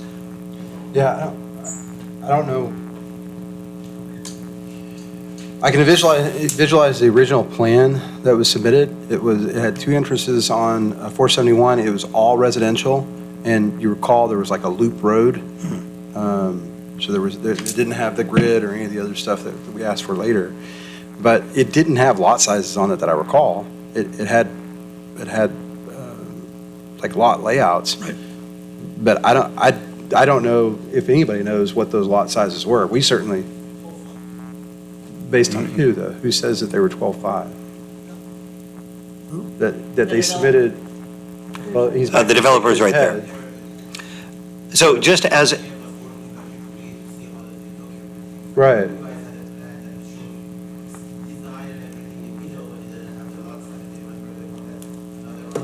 right. Right, so so the developer's saying he didn't do that, Bruce. So I'm just telling you, staff, we were never given a plan to show that. We did look at alternate plans, and we ended up, so that's the answer on that. And just for a point of clarification, this is when when a developer approaches city staff as they start engaging them, if they want to build 5-acre lots, 10-acre lots, 20-acre lots, we're all in favor of that. We will never say, no, you've got to put more people here because, we don't have enough traffic. So I just wanted to make sure that we clarified that. There were some other questions. You had some comments in between? Related, the very first time this came before council, we knew it was less than 12.5. We knew that's what the developer was asking.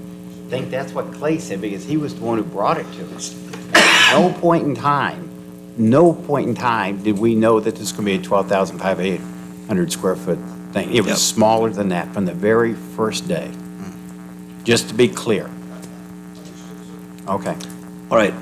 That's my recollection, because I knew when I first saw it, I knew that that was one of the negotiating things that we were going to have to negotiate. And part of this is just making sure that people realize, as people are approaching city staff, what is important to this council is to do the best that we can with these developments. It is respecting the neighbors that are beside them. That's one of the reasons that, and honestly, the Abies and the Shearharts, they were as concerned with what happened there as the rest of us. They said, we want to make sure that you're doing something, like they wanted to sell to somebody that they trusted to do something that was of quality. They wanted to have the city engaged to make sure that we wrote the rules in to ensure that it was quality. And we looked at all of these things. We didn't want to have something that was cheap. And I mean, if you look at what could have happened there, I presented this the other day, they could have done on just that county portion, I think I figured it was 650 units that they could put up. Can we make a motion instead of revisiting all this again? I think it would be prudent to have more discussion, but if you'd like to make a motion. I'd like to make a motion that we approve the proposed zoning for the property as a planned unit development district overlay with the underlying zoning CHE East Commercial District for approximately 2.725 acres and RA Single Family Dwelling District for approximately 32.443 acres. All right, I have a motion on the table. Do I have a second? I'll second that. Great. Any further discussion? Yes. Great. We'll start with Sheena. What we did when they had the citizens town hall meeting, we provided all the information we had, the timelines and everything, and citizens were very receptive on it. They were able to ask their questions and get all their information for this development and anything else going on. It would behoove of us to do it again for anything else. And so after this, citizens realized we are looking out for the city. And they were able to answer their questions and engage with us. Not just us, but the broker that works with the developer and the owner and everything answered questions, clarifying the misinformation that was out there and what have you. So it was a good thing. Yeah. It was a very good thing. We need to look at it. And we had, Sheena and I had a pretty lengthy conversation about how do we open this up? And I mean, it's very sad when the intent that you have as somebody that represents the people is questioned because people think that you're trying to do something different. And it's really opening up that communication proactively, letting people have that conversation. So we did work that through with our city attorney about how that could happen, because I was unclear on how exactly what that construct would look like. But again, this is one of those things of waking up smarter tomorrow than we did today. To how do we open that up? Council? Yeah, so it was a good thing that we did, Yep. and that the citizens did it, facilitated. So, I mean, it That was clarified all positive. their questions. Yep. I Councilman want to Carey? first thank Karen Fifield, who organized that meeting about a week after we had decided we needed to have one. And at that meeting, I had the privilege of reciting that ordinance, the same ordinance that establishes the 12,000 square foot lot with an 83-foot frontage. In the same sentence, it says, except for cul-de-sac lots, which could be narrower on the front, and except for processes that go through the PUD, Plan Unit Development. So that is the ordinance. 12,000 square feet is not the ordinance. 12,000 square feet is one option. The other thing is that we've heard that a 4,000 square foot lot is the minimum size allowed by the PUD, but the PUD actually states that there is no minimum size. It's just after 4,000 square feet or below 4,000 square feet, certain accommodations of green space need to be applied. So proportionate accommodations or additions to green space. So, those aren't factual. I just wanted to clear those up. The 12,000 square foot lot isn't even of itself absolute. I believe in one of our, in the HE zone, I believe the ordinance says that the lots need to be 3.4 feet by 166.8 feet, if I recall, which is actually bigger than the standard lot in Castroville when it was platted. So we have some issues that we need to address. Great. I got, don't go look at me. I gave you 2 seconds. By the way, thanks Second for and a giving me 2 seconds. Looking forward, and I agree with your statement, we're constantly learning. But in the next process this comes out, if someone wanted to come and look at the development agreement, like Bruce had indicated, is it a confidential document before we vote on it, or is that open for public review before the meeting? I'm asking if we can answer that question.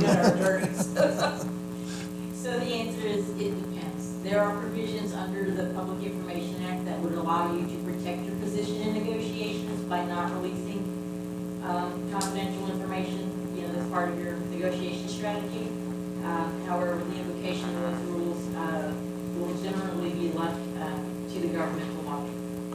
Right? The issue with it is that when you begin releasing draft documents and things that are not yet finalized, you tend to create your own issues by releasing things that are draft misinformation. And can sometimes compromise your position. Okay, but I guess, and not early on, but right before the meeting that's called, I guess you're saying the same, there could be something in the draft agreement by one of the two parties that said this won't be released until it's voted on, or you would think if it's going to come before the meeting that night that.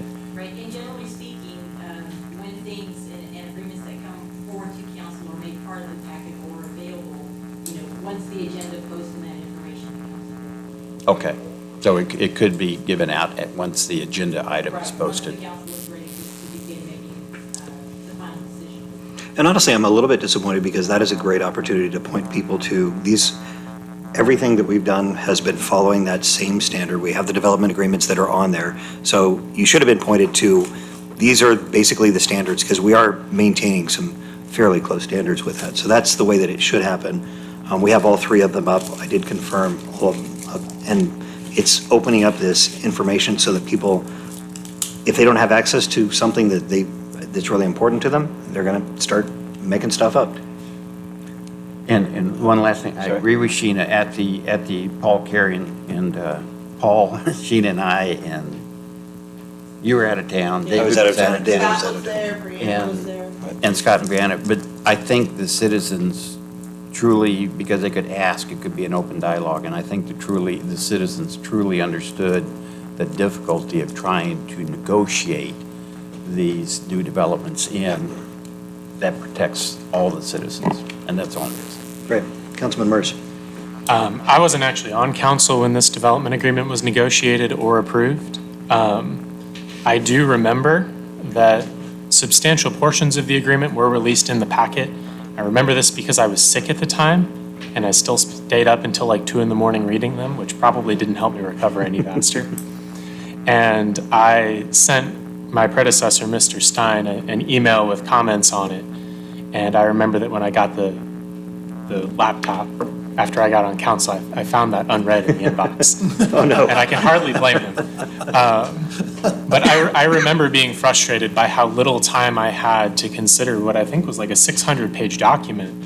And some parts of that document were just Exhibit A. It was a blank page, and then Exhibit B and a blank page.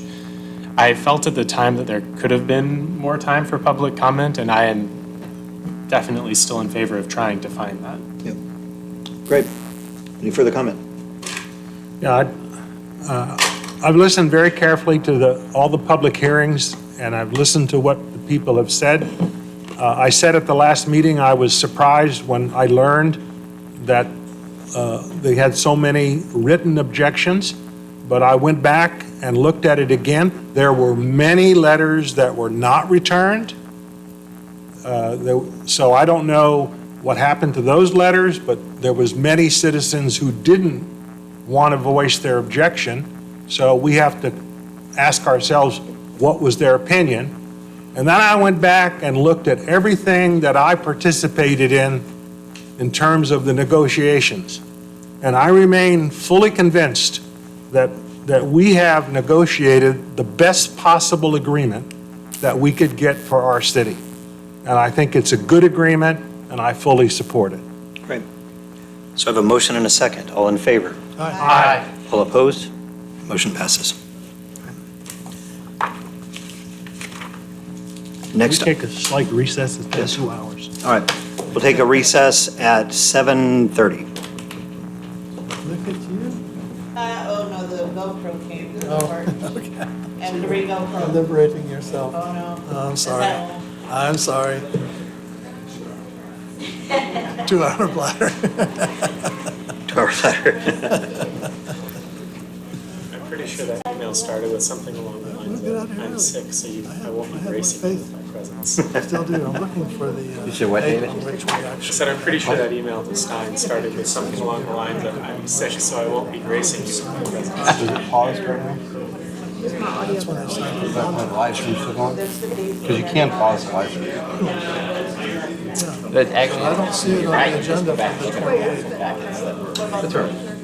Agenda Well, but I remember, because there were 3 or 4 development agreements that were kind of in the air.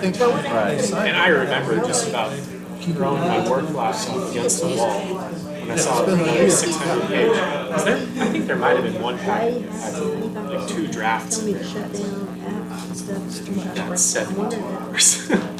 Funny, he found the unopened email in So I think part of that is providing a general summary, like actually what they provided here was a great general summary. These are the things that we're requiring. But you don't have any. And I think too that I'm really excited about the possibility of building the packets automatically and automatic posting them on the website. Sensation, because we voted on, we had a public hearing on an amendment to Alsatian Oaks. Absolutely agree. It allows for self-subscription, so it reduces work. And really, one of my biggest goals here is to leave a legacy of information. Because it's hard to There's find. another place we can go. Even now, I'm trying to Live build stream, a subject, where you log in. and I have to rely on my search engine. You better go over there. She's amazing, by the way. It's on there 3 times. Oh, she's a generous. Yeah. But go to the live stream. It used to be short. You mean before our current mayor came? I didn't say that. Yeah, I remember there were one page. Your live, the way you always do it. Go to your live stream and you, not in the studio, but.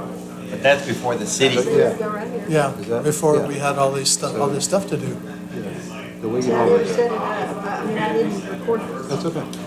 Go to dashboard. And then Okay. there is, So consider and take action on resolution accepting the application for can you go to creation of settings? an There's some place, remember, where we saw, we got Okay, to so see that this it was was for idle? NP Homes. You remember that? That was the You could first see time we the saw. pro was, there was 2 pros down there in the right-hand corner, and you could see that one was idle. Here, This was the public take it into improvement it. district. See, I don't know. That's where we voted on. Yeah.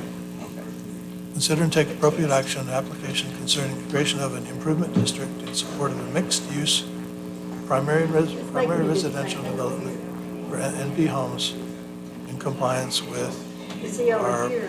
public improvement. I want to go to live stream. What would you like? Okay, there it is. It's showing idle. Put that on here, because I keep hearing this March Street. See? That was the contract. We saw it. It's showing me idle. It's showing me idle. I'm online idle. Yeah, but it says offline. So hit pair, I know, hit pair Before that. broadcast. This is where I just click it and it goes on. Oh, well, click it.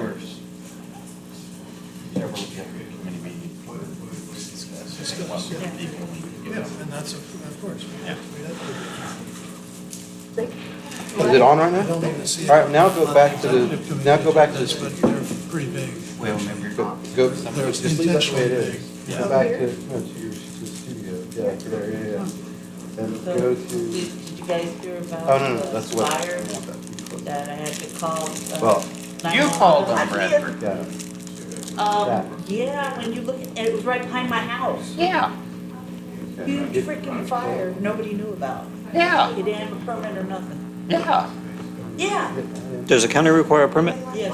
I have mine, thank you so much. I'm good, Yes, thanks. thank you. So, if I had, I Yeah, called that's- 911 because everybody in my neighborhood. that would be, if they weren't using that There's we were a plugged I mean, in I'm not correctly, defending him. do that. Look at you. But Thank you. but I got a photo of it sent to me. Yeah, I had to pick two, It should be showing up there. but, yeah. You want me to go ahead and record it? We didn't have an agreement. I'm good, thank you. Go ahead and record it. Oh, you can, I guess. I don't know. So look at the slideshow that if we're getting presented, that we can see. Hey, Scott, were you talking about this? Okay, so we did discuss. I got one. in Brown already asked us if we wanted water. I know. No, I put it in here, and everybody else said they were okay. But you can go get more water if you want.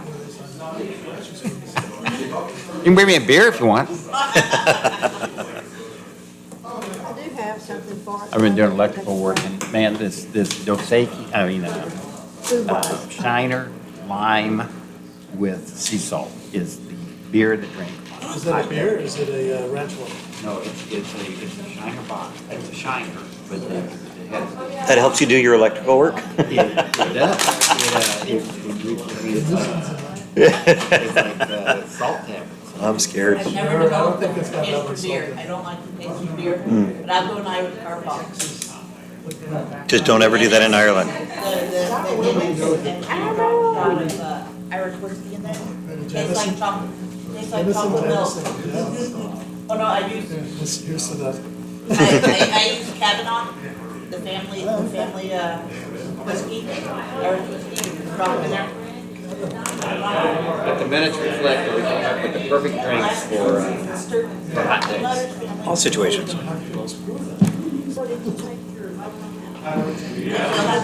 ready? They're in I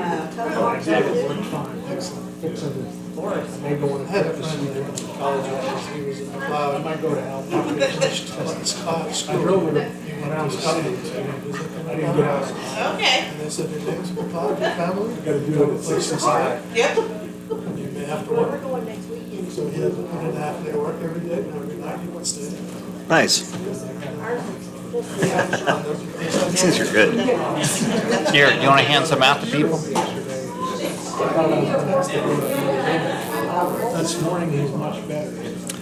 Does anybody want some candy? Nobody knows. You know, there You all are was, back in session here, right? No, not yet. I know you got one more, I have to vote on our deal. Thank you all for all the patience.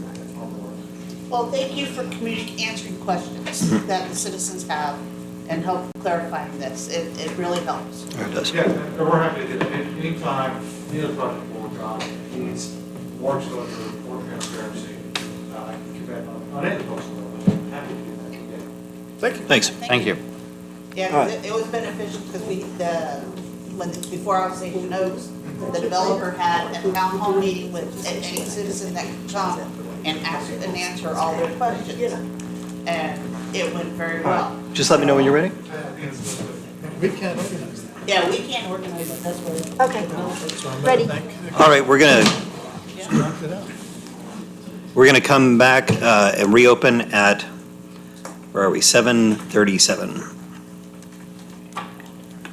Next item is consider and take appropriate action on a request for approval of the planned unit development plan for approximately 35.168 acres located northeast of intersection at US Highway 90 East and 471 North. The current zoning of the property is a planned unit development district, a PUD overlay, with the underlying zoning CHE East Commercial District for approximately 2.725 acres and RA Single Family Dwelling District for approximately 32.443 acres.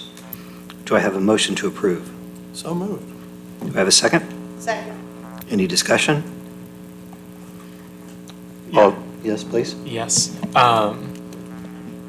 I wanted to note, just since this is kind of right next to my neighborhood, a few things.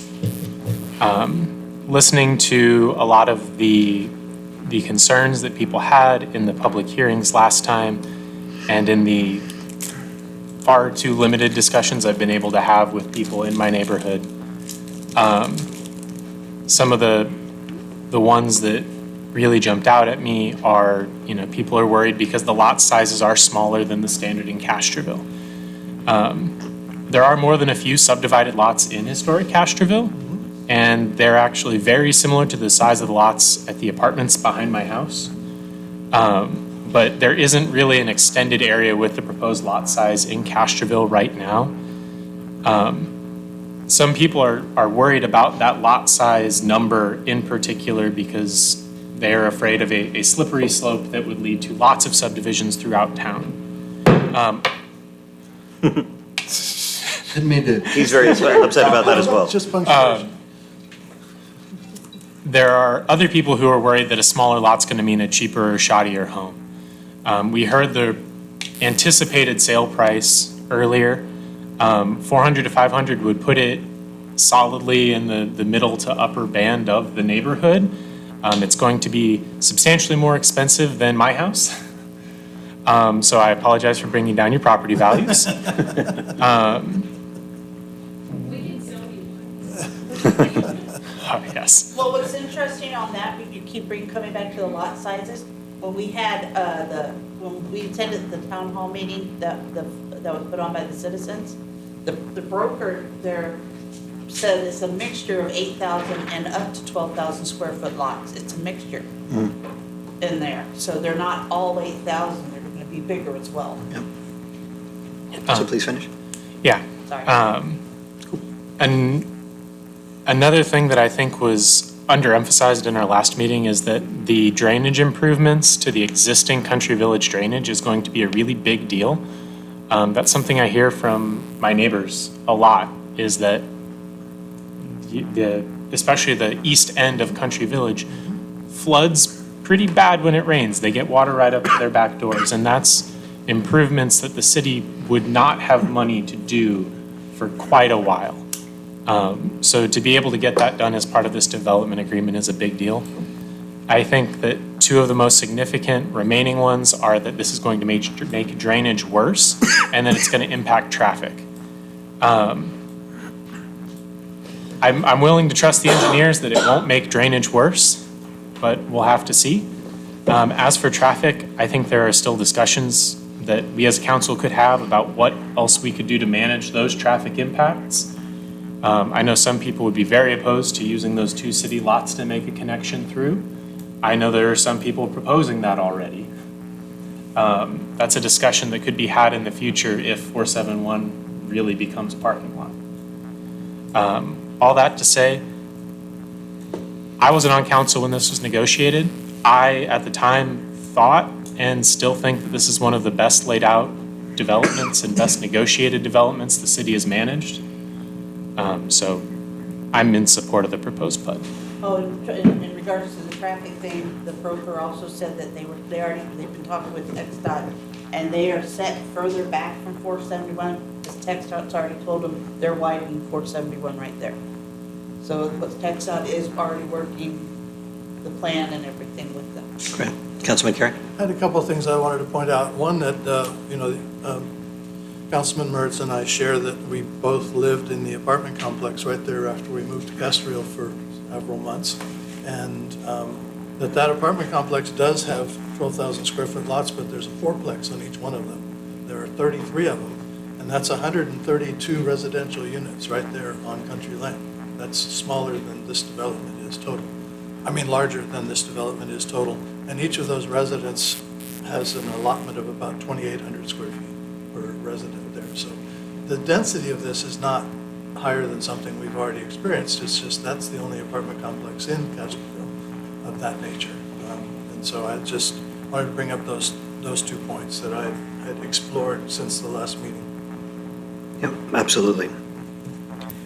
So there's a lot of improvement that we can do on the communication, but Absolutely. I did call everybody that I had their number to that had said no on this, and every single one of them that I talked to, I didn't get to connect with one of them, but every single one that I talked to didn't understand what was being asked. They thought it was a binary question. They thought it was, do you want this development or do you not want this development? And of course, everybody's going to say, I don't want this development. They didn't understand the other things that were involved with it. And I think that's where we have that opportunity to open up the communication. And I think that I honestly believe that things like this, bringing it to a head will help us force that into something, but I think that it's something that we definitely have an opportunity to open up communication better and do that. All right, any further discussion? I have a motion and a second. Do I, all in favor? Aye. All opposed? Motion passes. Thank you, gentlemen. Yeah. Thank you, guys.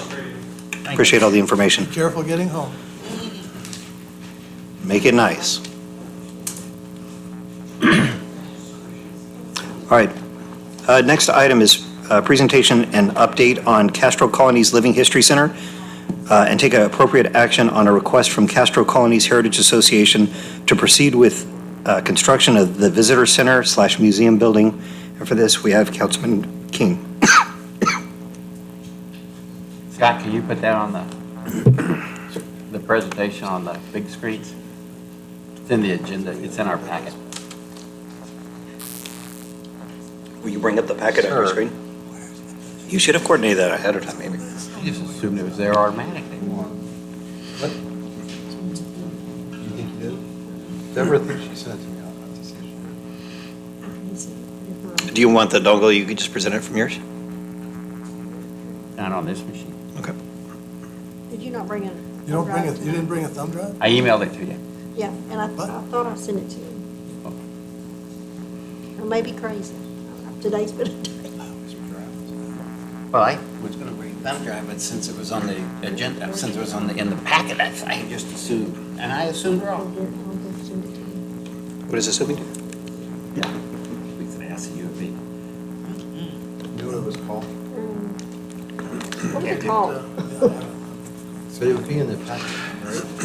But did you copy it in yourself? There's the agenda. We should have a link to it. It's probably from Um, Give me 1 second. 625. Yeah. We'll do it from the, no, we're good. I'll do it from the packet. Just scroll through your slides. It's in the packet. There we go. Is that on? It's closed. Cindy, that side come on? Yes. There's two Cindy's. I got a double thought. I got And you're in line, yes. Who are you looking at? Two Cynthias who are also cities. Yeah? Wow. I mean, He's gonna get it out of the packet. I'm almost there, guys. that's no big rush. 1 second.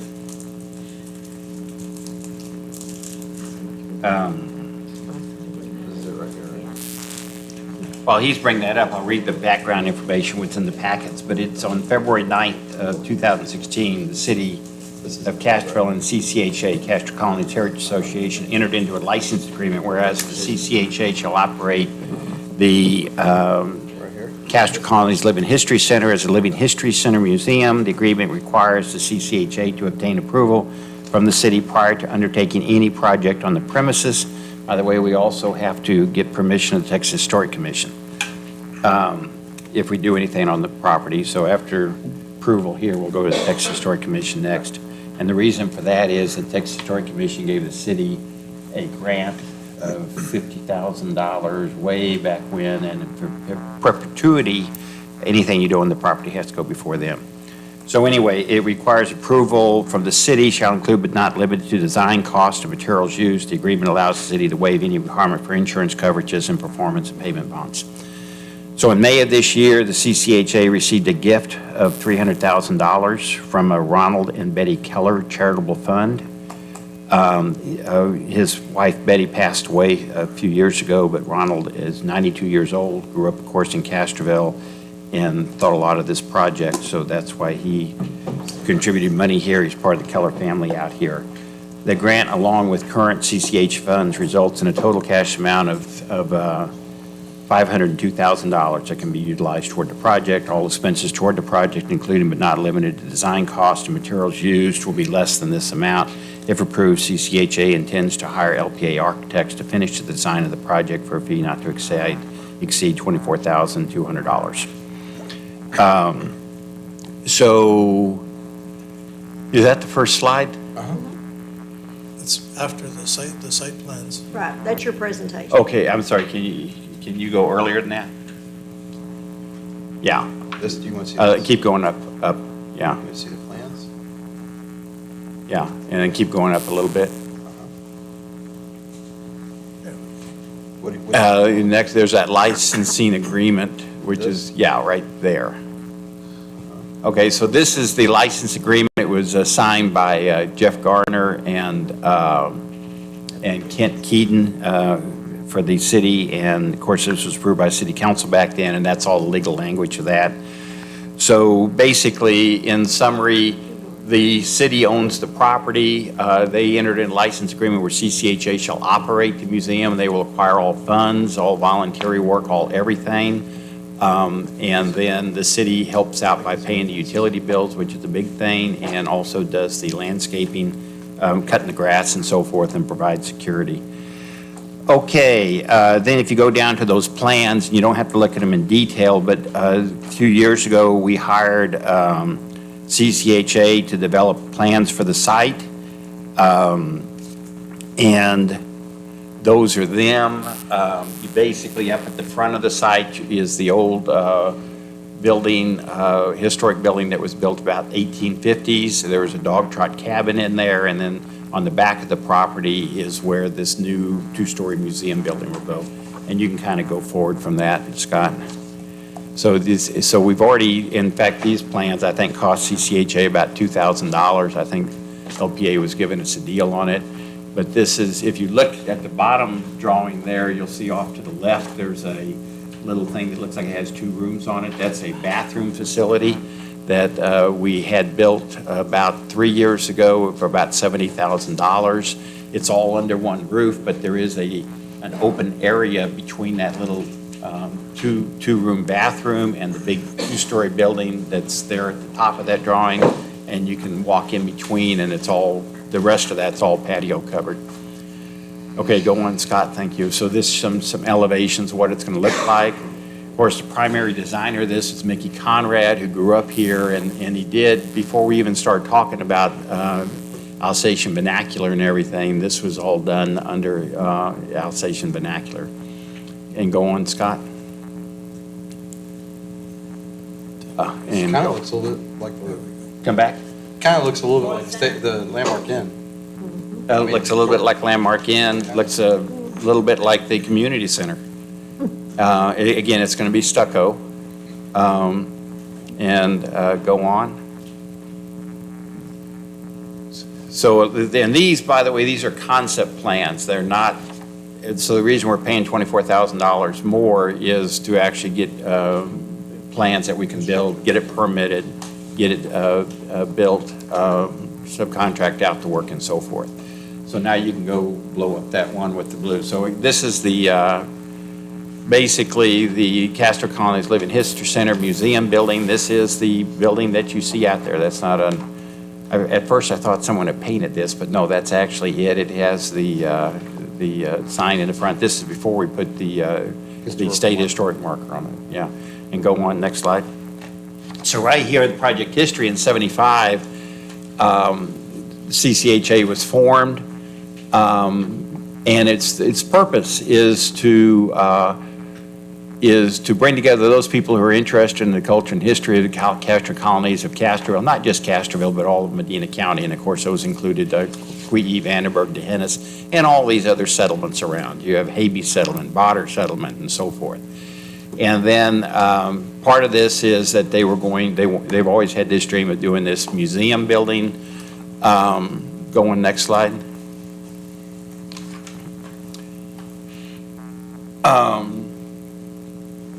Next slide. Oh, no, excuse me, back up. In 2005, the CCHA and the City of Castroville developed a plan to acquire the property known as the Jacob Beery Stephen R. property. So what happened, of course, the city had no money back then. There was a group of citizens that came together, and the lady who owned it would not sell it to individuals. She'd only sell it to the city who had no money, 2005. So a guy by the name of Boo Hauser and others got together and came up with this plan that they would donate the money, get a maxing grant from the Texas Historic Commission, and purchase the property, and then they mothballed it until years later they could go and put it together. So again, it was going to benefit the citizens of Castroville and visitors to the area. Next slide. So this again is what the property looked like. There was up on the street there is the old historic building, and then there was a dog trot cabin, and the rest of the property was vacant. Next slide. So in 2006, they purchased the property for $50,000 with financial support from the following members. There was $5,000 from Boo Hauser. He still owns a house here in town, a big supporter of the project. Jesse Caceres kicked in money, and these are some of the other people. There was also $25,000 from the Texas Trust Fund grant, Texas Historic Commission. Go on. So this is what the property looked like when it was acquired, and these are the boarded. You all remember the windows and doors were all boarded, and there was a sign on them that said the property was condemned and no one shall enter it. And amazingly, they didn't have the signs on the dog truck cabin, and it worried me more than the house did. Next slide. So at the time of the purchase, the house needed to be stabilized with funds donated by the CCHA, San Antonio Conservation Society, and the National Trust for Preservation. Next slide. So these are some of the monies that were spent, and you kind of go through there. You'll see that in 06 there was $10,000 to stabilize the house, and they put a tin metal on top of it also. There was the tourism plan for the property. There was $61,000 for architectural fees for Roby Architects for the restoration of the Bury House, $330,000 for construction renovation, and that was from John Friesenhahn here in town. We hired him to do that. We used the same subcontractors that had just finished up the Landmark Inn. Again, $90,000 for the interactive and living history displays that are inside. $8,000 for architectural fees for the preliminary design plans for the back building. Those are those earlier drawings you saw. $1,600 for architectural fees for the restroom facility, and then we built the restroom facility for $73,000. And then I'm starting to understand why you think everything's so damn expensive. Because everything's so damn cheap when it comes to doing this stuff. Jeez. But again, the bathroom, I mean, it was $73,000 for the bathroom, and that was basically a 2-room bathroom. But again, it was built with stucco inside and outside walls because we built it to be what the back building is going to be. So all of a sudden, so now we're in 2022, we're at $34,000 for renovation of the dog trot cabin. Why is that so damn cheap? Because He swung the hammer and turned the screw. Yeah, I watched it. I was still in Leroy's office. Yeah. So that's just materials. That included buying cypress trees from Louisiana. But all the labor was donated on that. And again, I think there's other pictures later on. We'll wait for that. And then, of course, now the current project. So total spent on this project when we finish this building were $1.1 million. Next project. Next slide. So where'd the money come from? San Antonio Conservation Society, Castroville Conservation Society, Medina Electric Cooperative, Huth Coates Charitable Foundation. You guys go into the Majestic Theater and you go in the door and look up and you'll see Elizabeth Huth Coates Foundation. So anyway, they've given quite a sizable money. And then going down to the bottom, CCHA has actually generated over $500,000 from just fundraising and the casino night and so forth. So total funds generated is the same amount, 1.1 million at the bottom there. Okay, next slide. So in 2016, the city of Castroville and CCHA entered into this license agreement. We talked about that. Next slide. So over the years, again, the city has been, this project could not survive without the city's support, and CCHA does appreciate that. Again, security, insurance, utilities, lawn maintenance, and parking. Next slide. Originally, we used the city's bathrooms, but then we built our own. So Mickey Conrad did these conceptual drawings. Again, it shows the site from above with the historic building in the front and these other buildings on the back. Next slide. So as you walk through there, you'll see this, and we've entered into conversations with Legion Hall. Mickey came up with this idea that someone could lease both properties, and with open gates between, you could have the food and so forth served on the one, and then on the other, they could walk through the grounds and go through the museums and things like that. So weddings or whatever thing. Next slide. So these are just concept plans of what it looks like on the grounds and everything else. Next slide. And again, so the first thing was to restore the Beery R House. Next slide. And this is what it looked like, and then that's what it looks like today. And then next slide. So this is the inside. Hopefully people listen to this or whatever can look inside. All the pieces are historical, historic Texas pieces except for one or two. And then that little table there on the right-hand side that actually came from the house. Mariana Billhartz married Jacob Beery, so that was a little table of hers. Next slide. Again, these interactive displays, these $80,000 for these displays that you see there, and they will go into the back building when it's finished, including additional displays of the Civil War. We have Civil War artifacts from Medina County. Again, the original Indians out here, then the Spanish, the Mexicans, the Republic of Texas, basically showing Medina County kind of through the Civil War.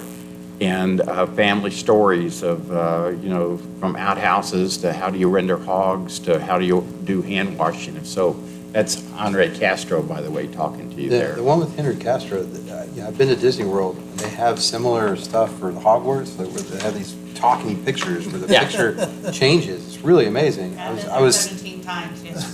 delightfully surprised when I saw that. When you saw that there. Live in Florida, you go to 17 times. Yeah. So again, this is the dog trot cabin. This is I got nervous walking in that sucker.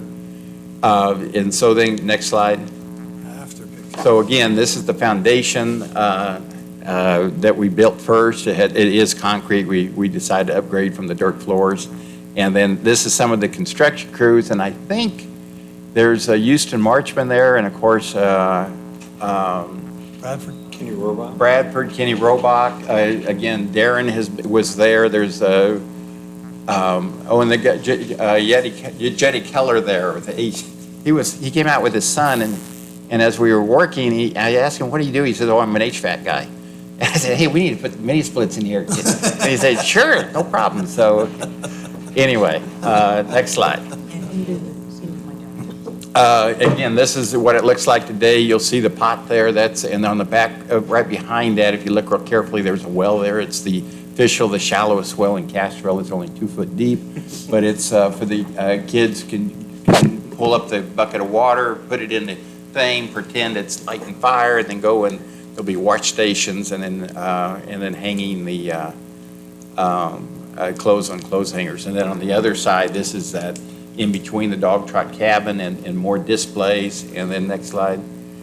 So inside the cabinet on the left there, those are over 1,000 artifacts were found on the site by the archaeological teams, and that is just some of them on display there. And then those boards across, those are they tell about the story of Castroville and how these houses came about, and also talk about the people who lived on that property.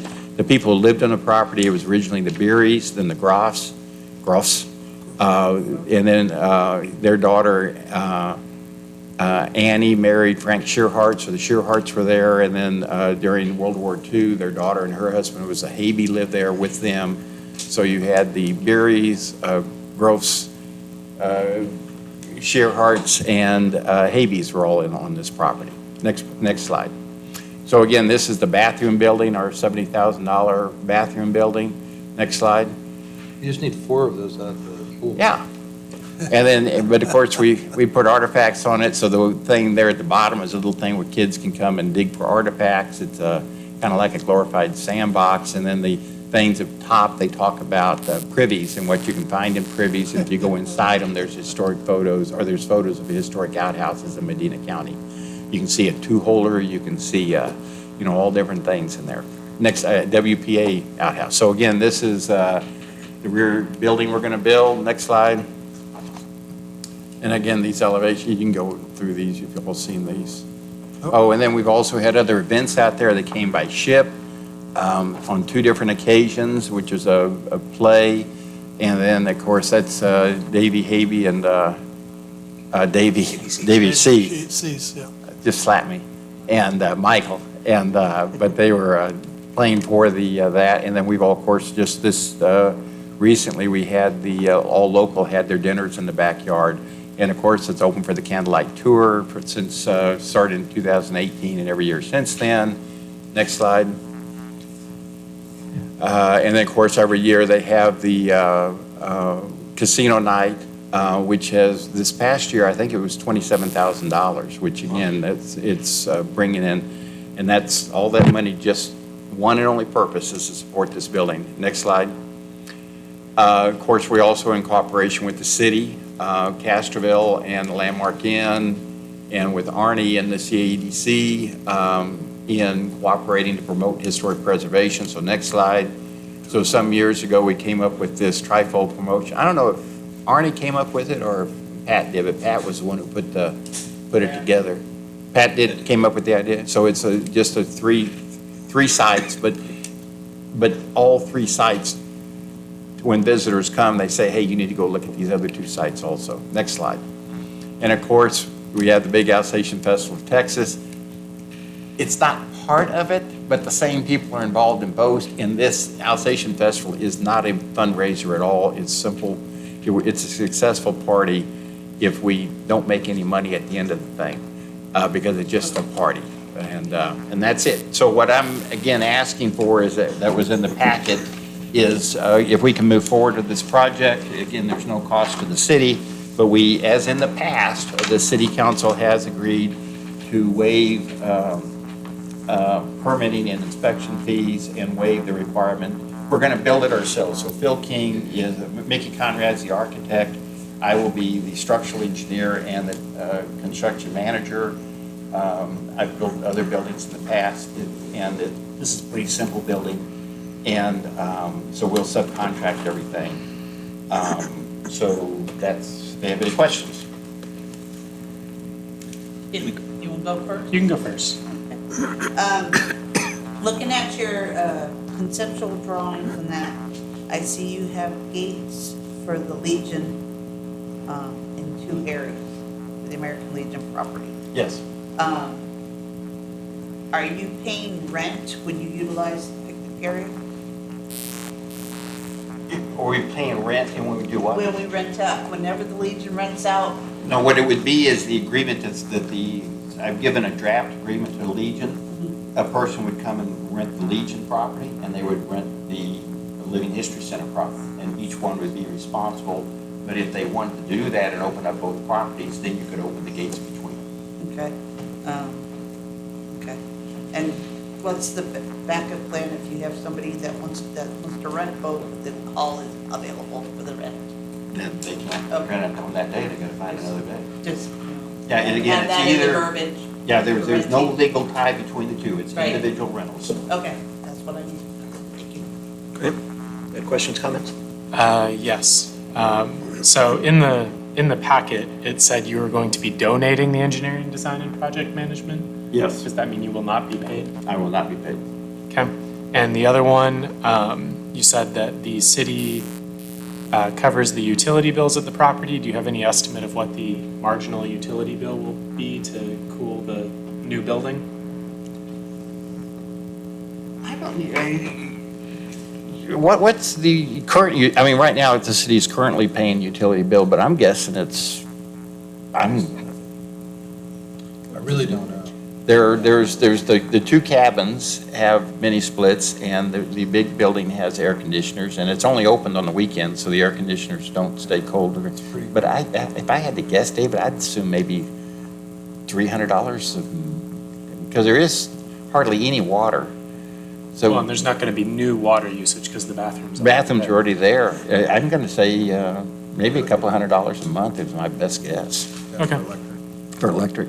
There is no gas, it's just electric and water and sewer.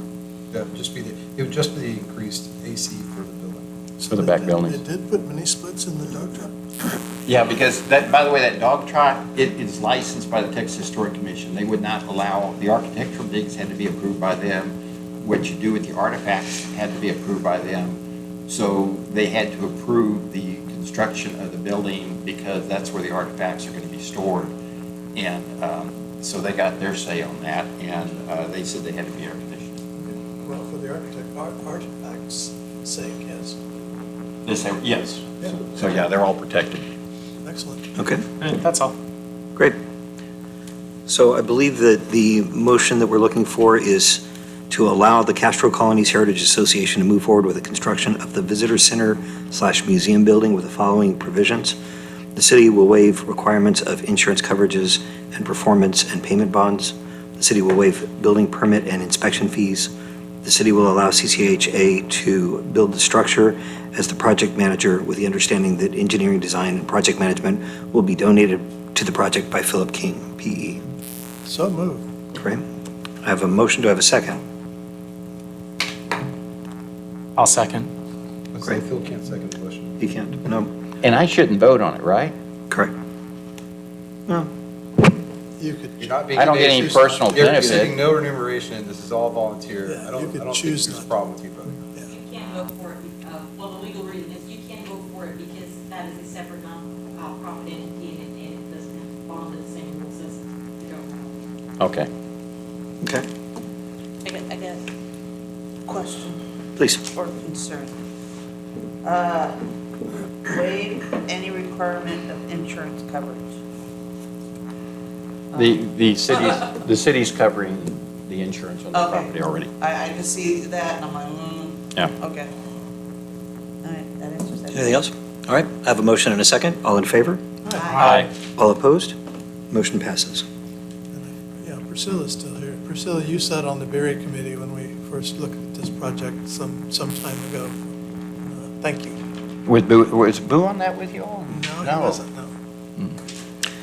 All right, next item is review of applications submitted for open positions on the city boards and commissions. And for this, we have City Secretary. Yes, before y'all, tonight you're just reviewing the applications we've received so far. The boards have staggered terms, of course, and they end June the 30th of each year, depending on whose term's up. You have the applications before you. They're listed out. I tried to make them as simple as possible. You'll come back next meeting and review them to see if you wish to reappoint them or possibly appoint some of the new members. I don't see anyone here tonight that did apply that's new. For the most part, we have, and I can go through them if it's up to you. The library, we have Samantha Murs, Crystal Stutz, I think it's how you say it. Both of these are on the board. I know Samantha has requested to be reappointed. Ms. Stutz she's an alternate now. She would like to be considered for the full board position.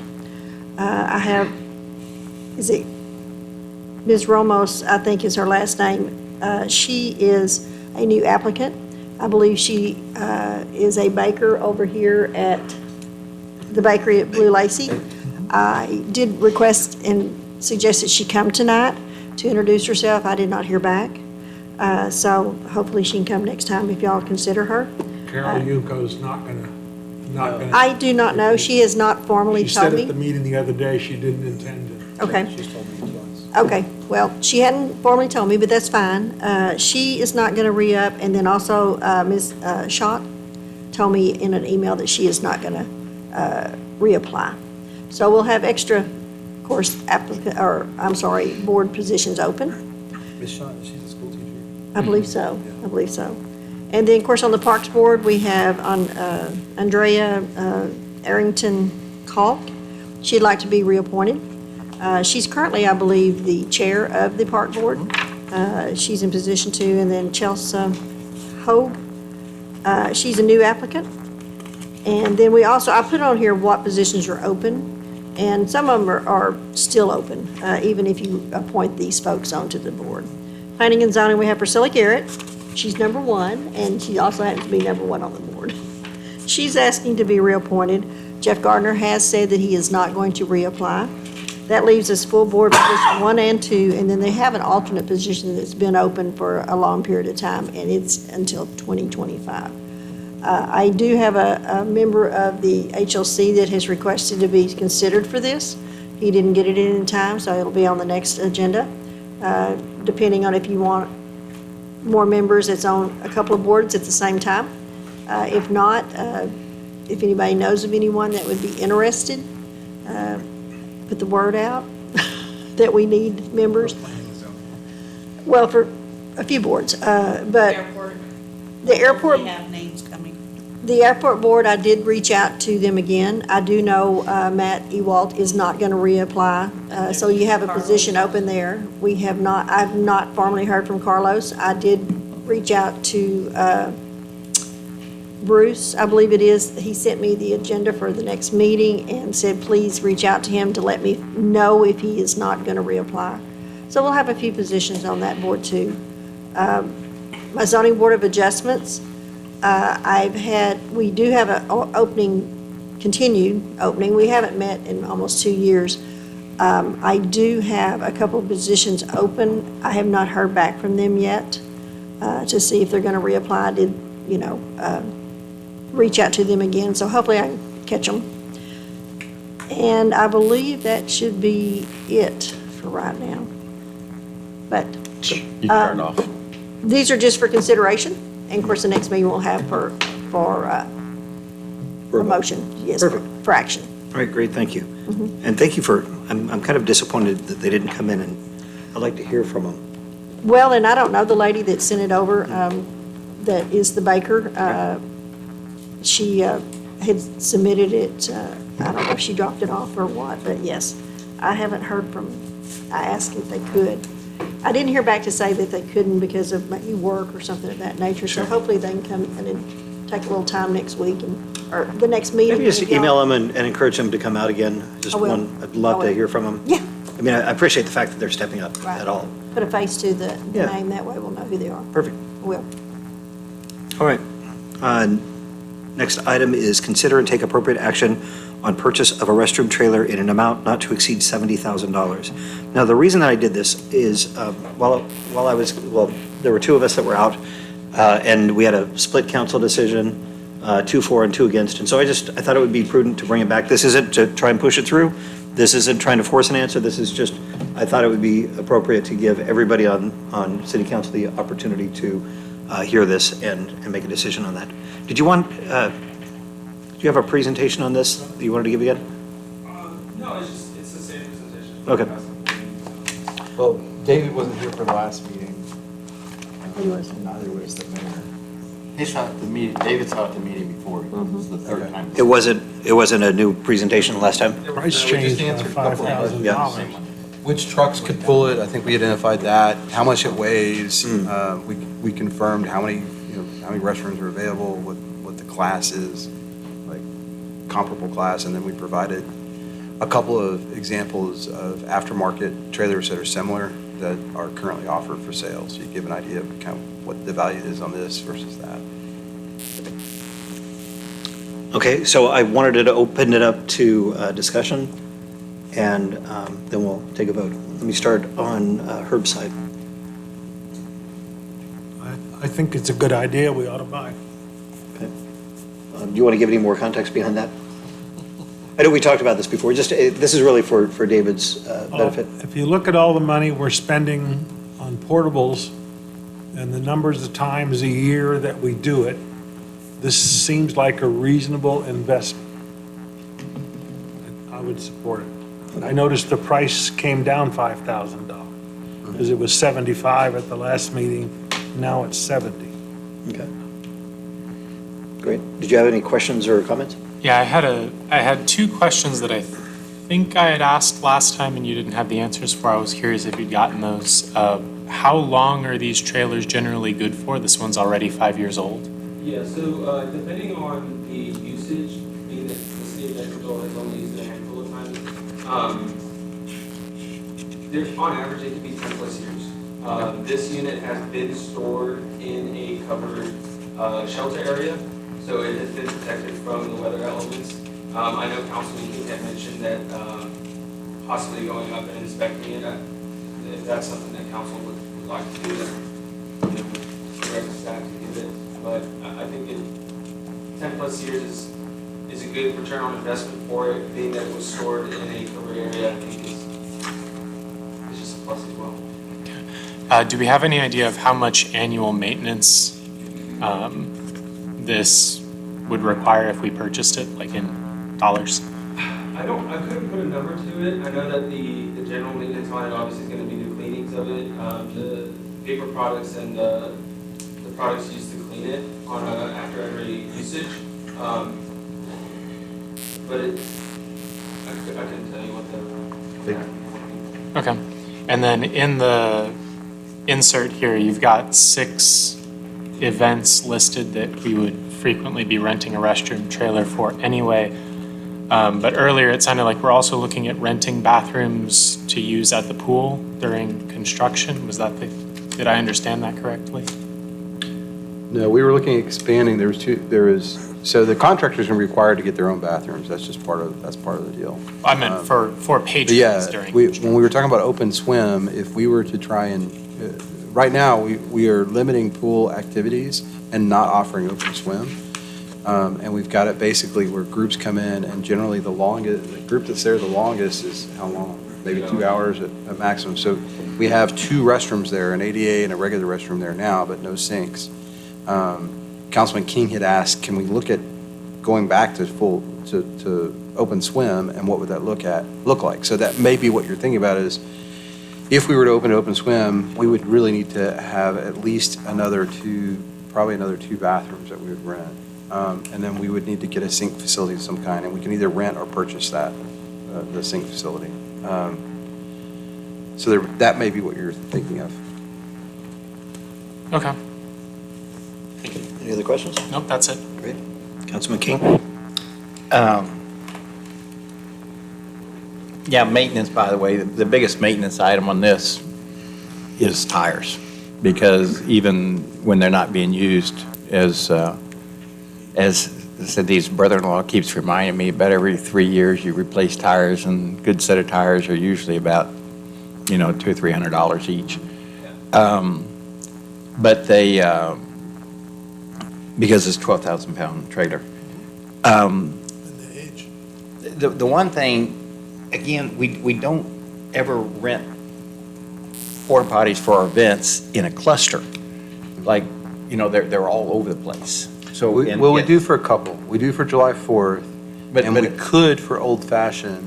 Like, there's a couple of instances where we don't, but we could. Okay, and then, so like July 4th, for instance, and we already have a bathroom there. But like I was counting how many stalls we have at Canning Park when we had 2,000 people there at the Alsatian Festival. And it's about the same number we have right now next to the pavilion for the 4th of July thing. So you're only talking about, you need a few extra ones. But then a lot of the activities we have, they're not clustered in there. When you look at the financial thing, going back to my engineering economics classes, you look at what something costs and its time value of money with time. So this thing really doesn't even pay for itself in 10 years. And then you're ready to buy a new one. And that's not counting. So I just can't see. And also, I don't know why we're renting trailers for our events when we can use portable toilets for a lot less expensive. And you go to music venues and you go everything else, and people have portable toilets, but all of a sudden now we're starting, well, let's rent these more expensive bathrooms. But this one has 10 things, 5 on each side, but it just, financially, it just doesn't make sense to spend this money. And then you have the place to put it. Well, they've kept it inside, so they have it in the garage based on the photo you sent. And we don't have a garage to put it in. But if we had a garage, then we're all of a sudden taking up valuable space to put it when we can have garage space for other equipment and everything else. So I don't think we should buy it, because it just financially, it just doesn't make sense. If it was something that we desperately needed it, then we'd go out and buy it. But then also, like, who's going to clean this? Is city staff going to clean this? Yeah, and it would be used across departments. So Parks Department, we presented it, but, if there's a tourism event that needed it, or National Night Out at the airport, it would be used across departments. And being that the Parks Department would primarily have control of it, we would be the ones to clean it. It just, that's a problem. yeah, so basically, it's, when you even look at all these events, it doesn't even pay for itself in 10 years. So. Did you ask the question, you mentioned about storing it, did you ask the question of where it's going to be stored if it's approved? It would, storing it would be an interesting one. I mean, I would try to talk to Public Works to see if we would have the ability to store it underneath their covered area next to the electric department trucks. I know that there is one bay that's used very seldomly, but again, it's just if there's no equipment stored there already. Okay. Great. Councilman Carey? Yeah, I was not excited about this last time, and I'm about 7% more excited because that's the discount we're getting. You know, I realize that maintenance and cleaning products and other products we're already doing that elsewhere for the bathrooms that are shut down right now or gone right now. So I don't know that that's a big consideration. I'm still on the fence. Great. That's all I have. Councilwoman Martinez? Sorry. No problem. You know, I'm looking at the average cost of a restroom trailer for us to use for, say, 12 weeks, just for the weekend at the pool. That comes out to $60,000, and that's not including tax. Then if you, because everybody wants the pool open. I hear about it all the time, that's a place for the kids to go to during the summer. And with this drought and everything, it's even bigger incentive, because otherwise the kids are, I don't want to play in the water, why can't I do this, why can't I do that? So that would help us a lot, getting the pool back open to open swim. And then the renting of it, we just have to figure out what we're gonna charge to rent it out to different organizations and stuff like that for them to use. And that would bring us back some money. So it has potential. Well, one big one is opening up the pool, but it has some good potential for the city to use. Great. Follow-up question. Yes. Yeah, the pool, we don't need to trailer the pool. Scott mentioned we can put it, and I agree with you. And I first suggested that we can hire 2 more portable toilets for $150 a month and stick them at the pool, so that's $300 a month for however much you have. Is that right? No. So for the 4 units, so talking to the health department, they recommended 1 porta potty for every 22 patrons, or 20 patrons, I'm sorry. So I would say we get 4 units. So we already have 2 units out there. An additional 2 units in total for those 4 units, we're looking at about $750 a month for the 4 units. Right, and I think that's what I was saying, $150 and you need 4 units. And that would be serviced every other week. That's how they are currently. They're not being serviced every week. They're serviced every other week. Serviced by others. Yeah, it's staff services. Oh, staff services. Yeah, staff services in the meantime until Honey Bucket. Right, but they do it weekly. They don't, Honey Bucket does it weekly? No, we have it set up to try to minimize the amount of I guess cost. I just rented one not long ago and they came every week. Correct. It cost They can. $150 a month. Yeah, they can. So, sorry, in the packet, it says that a standard porta potty is $150 a day, but that was supposed to be a month? Or? It's same fee. Yeah, it all just depends on the duration of how long we have it. Yeah, you rent So it if for you a rent month, it's $150. You rent it for a day, it's $150. The same Oh, price yeah. as for a month. Yeah. And that's not including the ADA porta potty. That's more expensive. It's $100. You want a motion? Something. Oh, it says 200 here. Or $200. I would entertain a motion.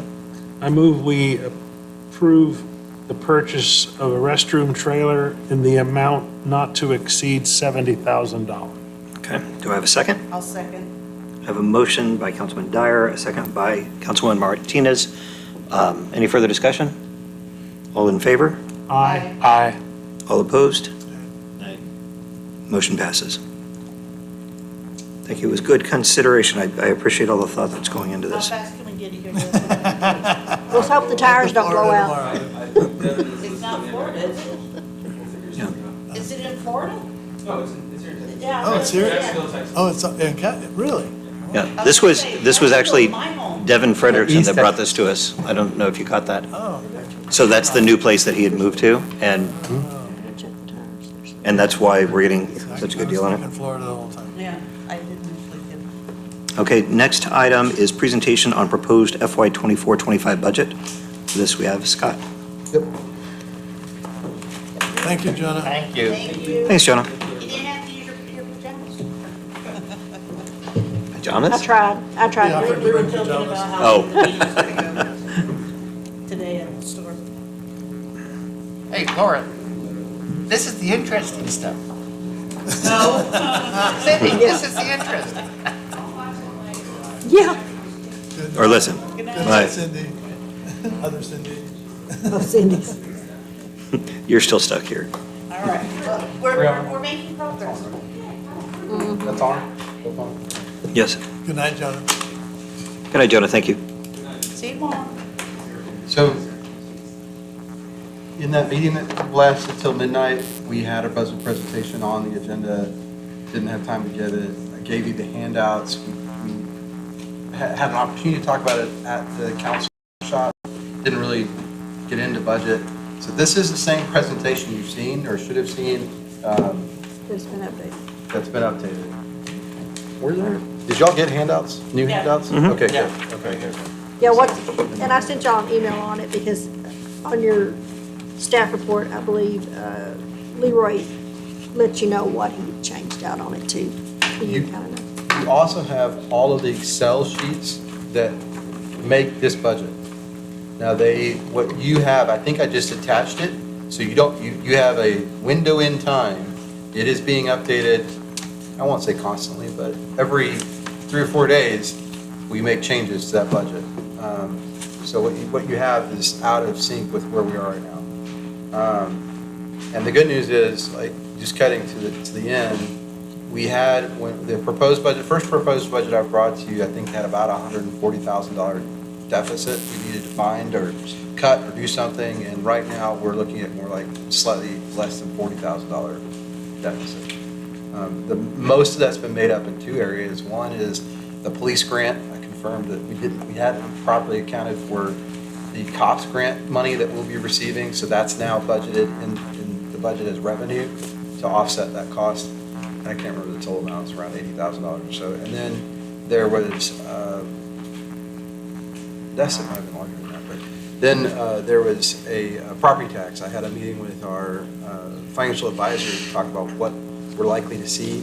If you look at the current budget in property tax revenue that we've received and what we budgeted, we're receiving more, we received more than what we had budgeted. And so I told, we had a very candid conversation. I said, look, I haven't got the property tax right since I got here. I don't know why I've never had this, like, why can't we figure out how much the general fund's getting?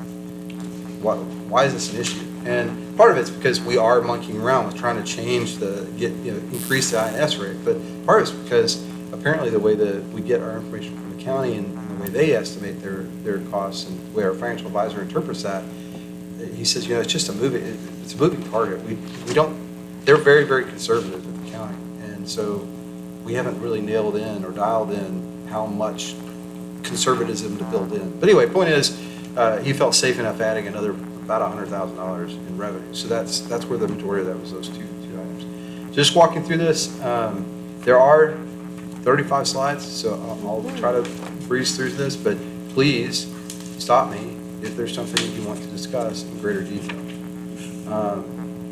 So this is what we'll go over. We'll review the audited 23 numbers. Before you start the briefing, can I just make a comment? I think you have a chart in here someplace that says that it's a 16% increase overall in the budget, somewhere in this packet. Okay. As you're going through this briefing, will you kind of highlight the places that you hit have that increases. high, because inflation's not 16%? No, that's correct. Yeah. So I just like to understand, how did we get to 16%? We have new stuff, so when you go through it, Yeah, hopefully try to that's, highlight those things? hopefully that's highlighted. Thank you. Yeah. So these are first with the audited numbers. This looks like a pretty scary dip. What's our days on hand doing? And days on hand is related to things. It's really related to your expenditures. As your expenditures go up, your days on hand are going to go down. But the other reason is because you're actually spent down your, and we'll see this on another slide, you spent down your fund balance to do activities. And frankly, 504 days is ludicrous, like to have that many days. Your policy is 120. We're going to try to maintain 120 days of fund balance. You have 364 as of the end of 2020, FY23. So very, very strong fund balance. These are the fund balance expenditures these are the budget amendments that were approved, and some portion of them, a little over 200,000, actually ended up being fund balance. So when we approved these, it was always, you're going to use your fund balance, but the fact of the matter is that last year, as is typically the case, we were conservative estimating our revenues. So revenues, we got more revenues in than we anticipated, or than we forecast. And some of that excess revenue went to pay for these expenditures as you approved them. One of the larger ones was that Quiddity. That was that walking bridge that we paid for all the engineering, and unfortunately we weren't awarded the grant. But that's not completely sunk money because there's still, we're still working with TxDOT, still chasing that dream of doing that project eventually. Stay on where I'm supposed to stay on. So this is your revenues versus expenditures with transfers. And the reason we kind of show this slide is just to show what the delta is between your expenditures and your sales tax and property tax and other revenues. Yeah. Remind me again what debt service contribution was. Is that because of the bonds or what? The slide before. The slide prior? Yeah. Yeah, that would have been bond payments, right? Yeah. But that, and that was. So that was, remember, so when you go back to the, when our financial advisor, it's a green bar graph, or green bars with a bunch of numbers and payments, and then how you're making your payments. One of those columns is use of fund balance to pay for debt service. And so in 23, you budgeted $185,000 to pay for debt service. And that was going to come out of the general fund balance. But again, you approved a lot more than $200,000 worth of fund balance expenditures, and we net spent, and that's what. But that wasn't in last year's budget. That came since last year's. Yeah, we're still talking about FY 22-23. Oh, okay. These are audited numbers. Okay. Sorry. These aren't year-to-date numbers. These are all audited numbers. Oh, I think it was 23. Okay. Yeah. But again, I like to show this slide because it kind of just gives you a sense of, okay, how much more, are our current revenues paying for our current expenditures? And they don't, and they kind of, they never really have, if you look at it. I mean, the expenditures is your blue line up here, and there's your current revenues, and we're going back to 2011. We got really, really close in 2020 and 2021. I'm guessing that was ARPA funds that helped us get that close, because that was when you really stopped ARPA. But anyway, that delta is not, what floats the boat, if you want to think about it that way, is our franchise fees, the transfers we get from our utility fund. I don't know if I've shared here, but I erroneously thought that Hondo just had a lot higher revenue than we do. And they do in some areas. They definitely have a balanced economy with all their industrial and their rail park. They definitely have an infusion of money that we just don't have. We don't have any of that here.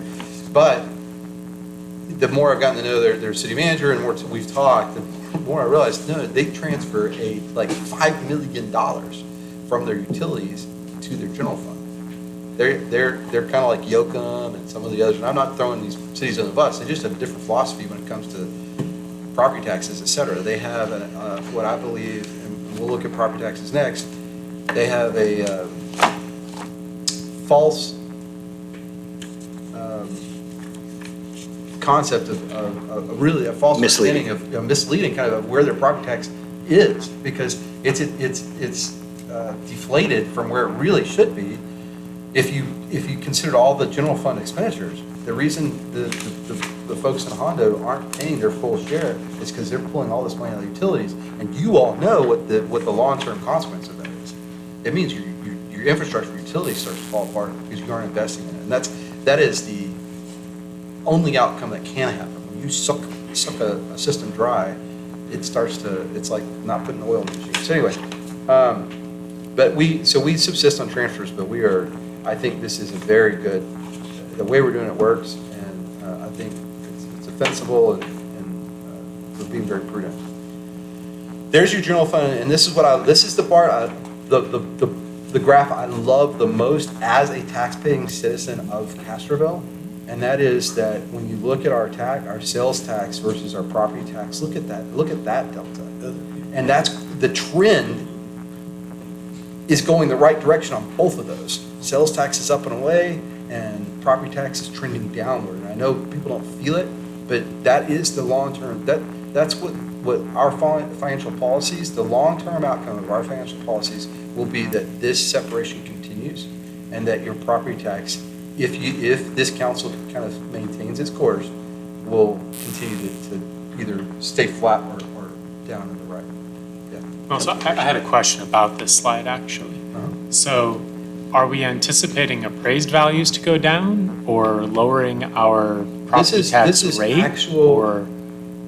This is not a forecast. This is your audited, we're still looking at audited numbers. So this isn't anticipation, this is what happened. Okay. And what happened was we dedicated more of our operations and maintenance property tax, because this doesn't include debt service. This is your revenue for operations and maintenance. Yeah. And your operations and maintenance, we've literally taken, in times of inflation, when everything costing more, we took less money from our property taxpayers and put it towards investing in the community to pay for debt. That's what this is. Like I said, this is my favorite slide of the whole thing. We can stop there. And I think, again, the EDC, the other things y'all are doing is all going to help improve that gap. That's the whole idea is import as much sales tax as you can through tourism. So then it's not even your people paying the sales tax, it's other people. Within reason. What's that? I said within reason with tourism. Yeah, within reason, but like right now, our downtown, by every metric, our downtown is performing better than almost any other tourist-centric city that we compare to. We're up double digits, 18 to 20% in sales tax in our downtown area over the last 16 or 18 months. Thank you. That's pretty impressive. And a lot of that's baked in, all the movie theater and the Blue Lacy barbecue. Blue Lacy is a big part. But Jukes is in there too. I mean, everybody's experienced a little bit of a boom. Okay, budget versus audit. This is just your expenditures, or I'm sorry, ad valorem taxes, what we budgeted and what we actually received. And then, see, that's that 1.2. And that's where I had, like I said, I've never gotten this right. Look at the budget. I don't feel too bad because in 2018 I wasn't here and it wasn't right either. In 2019 I wasn't here and it wasn't right. But I think this is more indicative of just kind of the numbers we get from the county, and we really are using our best guess. But last year, my issue was I didn't account for rolling the whatever it was, the 2 or 3 pennies out of O&M into INS, and so I over budgeted the property tax. But we did okay. So here's our year-to-date revenues. So we adopted 4.1, we've received 3.1. Again, we're on pace to outperform our sales taxes by right now, I think every month, on average, we're receiving about 24% more sales tax revenue than we budgeted. So that's pretty good. We have a couple of years, there's one that's kind of low, there's one that was like 7 or 8%, but then there was one that was like 33%. So we're doing very, very well. Because I was out of town. I go there every day. It's because you're spending it elsewhere. Deborah, you got to buy all your crap here. So there's your sales tax and property tax adopted versus actual year to date. Properties in the gray, sales is in the orange. Again, we're at 75% through the year, so you'd want to be at least 75%, and we're definitely there. Here's your property values. This is just total taxable value. And frankly, we're behind where we hoped we'd be. Alsatian Oaks, the dip in the market that we've experienced for the last 2 years didn't do us any favors to our financial modeling, and where we hope to be. It's not hurting us. We'll have a presentation from the financial advisor to look at, especially when we go look at future debt issues. We're building, because we increased that INS rate, we're building capacity. I think we have the capacity to support an additional $125,000 in issued debt if we wanted to do it today. I'm not recommending that, but as we see more and more houses come online, you'll see this number increase. So there's our estimated revenues. This is what I was talking about with sales tax. Remember I said 20, so there's that 7% month I was telling you about. We have 1.7, now there's another 9. But there's your 50% increase, there's 30, there's 26. I know this is a busy chart. Starting on the left, this is our budget estimate. What we do is we look at our total collections for the year prior, and then we try to do our best to estimate what we're going to collect the next year. And then we have a regression model that shows how much on average we collect of sales taxes over a given year in that month. So these numbers, the months here with these percentages represent the average percent collection for that month over like a 25-year period. We have a very long model that we've done our crit teas on and all the other things that you do as an analyst to kind of make sure you're using the best possible. So that creates the budget. That's where you have this budget column. The column in pink, these are our actuals. So what hasn't been done, and really should have been done, is, and what I did when I used to do this is now Leroy's kind of project, is I would have all the numbers across the top would be the same as you go month by month, because once it's actual, there's no need to look at it. And then I would look at, okay, what would happen if we went down 2% for the remainder of the year, or flat for the remainder of the year, or up 15%, or whatever your percentage change is. Like I said, our average percentage change is in the 20+% right now. So we're, these numbers at the bottom, I've got an updated chart that I use that is not this one, but the updated amount is something like 1.8 million is what we're anticipating getting by the end of the year. So that's fantastic. It's great. So ad valorem, here you are. Again, here's another opportunity for improvement. When you look at what we estimated, we were at 1.1 in direct sales. Of course, we know there's penalties and interest and stuff, but we like this number to be low. Obviously, everybody pays taxes on time. Better that is. But our actual receipt is considerably higher at 1.355. So when you see the adjusted budget, the amount that I've plugged in the budget is closer to this number now. And I had just used this number again, but now it's closer to that. Okay. These are our year-to-date expenditures. And this is department. Again, you want to see people in the 75% range of their total expenditure.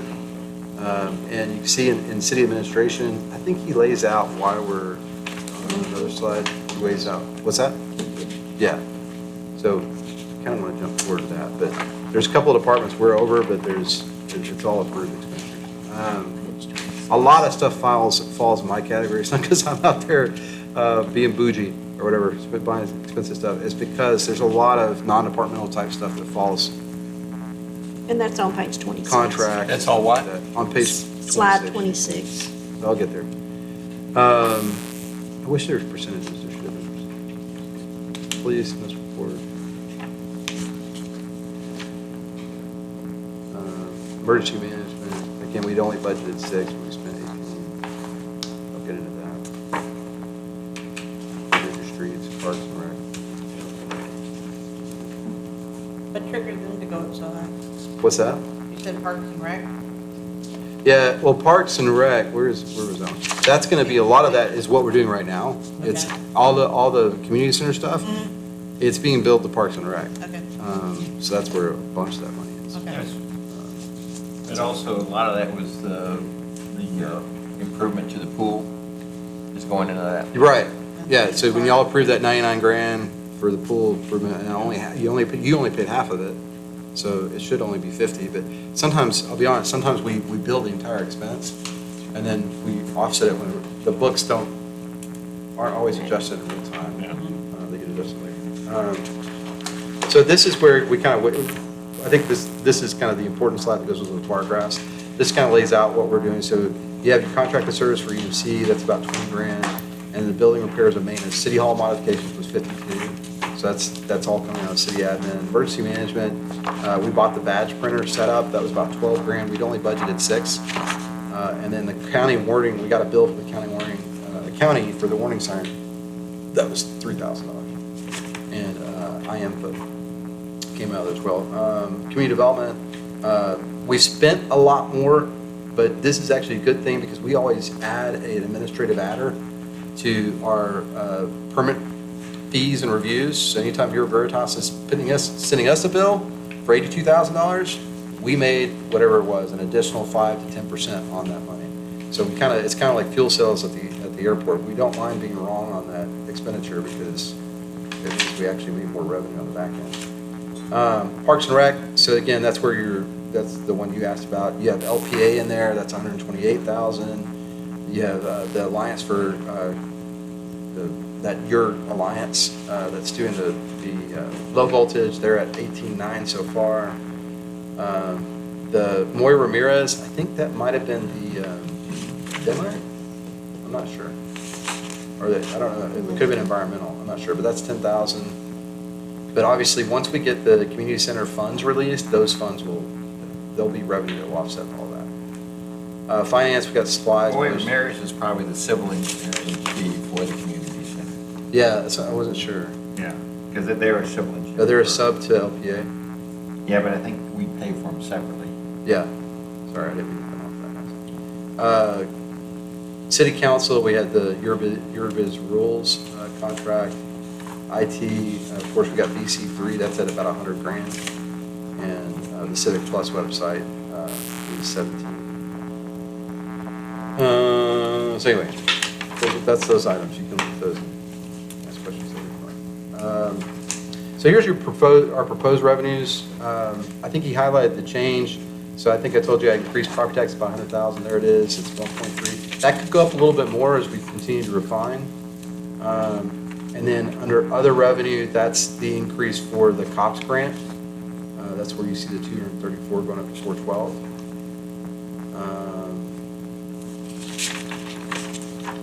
So that makes our total operating revenues $4,023,000.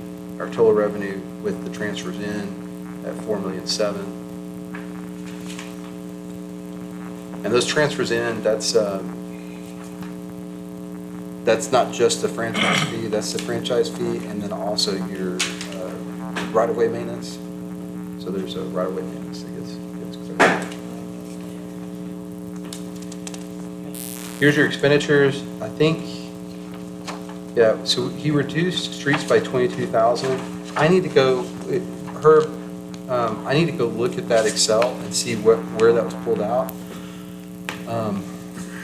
Why that's lower. You wouldn't think it would be with everything we got going on. Right, so I need to see what was reduced, to give you a clear answer as to what that is. I'll tell you, the answer is in that Excel workbook that you have. You should be able to find the streets. There's a tab on the bottom. All the departments are labeled. There's a tab called streets, and you'll see that on that tab, you'll see our notes and what their average was and some of the other stuff, so I'll have to pull it up. Hey, on things like this, can we make sure that we provide some details, like on the streets, overlay that with what our streets plan is? Yeah, I'll just say this right here doesn't do any, this is all, I believe mowing comes out of the streets, but I'm not positive, I'll have to double check. But I think mowing comes out of the streets, and then it's all pothole repair. There's not really, this isn't programmatic. Not in the sense that we're going to go and rebuild some streets with this money. This is all just maintenance. Okay.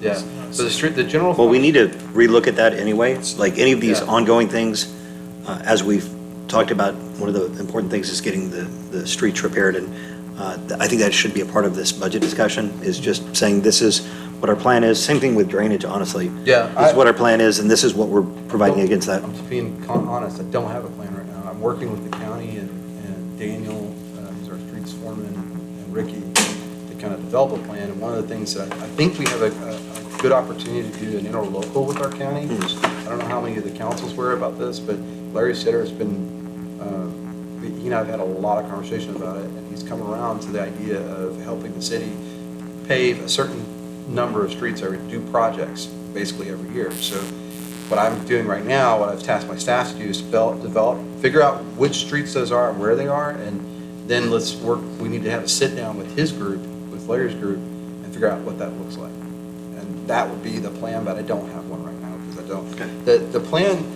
We can take it offline. Yeah. We can talk about it in our next strategic planning session about. I want to remind you all, the plan was to issue additional bonds by now. We were going to do 2 years, we issued bonds in 2021 for 2022 and 2023 for the general fund. And for, by and large, there's only about $150,000 of that money left. We got 4.6 million for the general fund and roughly 5 million for the utility fund. Then we went and borrowed again, but only for the utility fund. So of the 4.6 we had for general fund, we did the AMI project, we did some streets, we've spent all but about $150,000 of that money. And the plan was to go issue some more bonds right about now. And I told you, we have a little bit of debt capacity. We could, but it's inconsequential.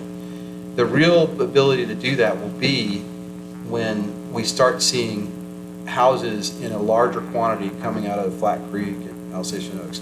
That's the tax base that's going to allow you all to go issue some debt. And that's going to be growth, basically paying for rejuvenation and renewal of the old part of Castroville. That will, I mean, if that's what y'all do, that's what will happen. So that was kind of part of the plan all along. Unfortunately, this housing dip really has pushed our plan out at least 2 years. So whereas I wanted to be issuing debt this year to do that kind of stuff, I don't think it's likely we'll issue debt for that purpose for another year or maybe 2. And that's just is what it is. Perfect. Yeah. Okay.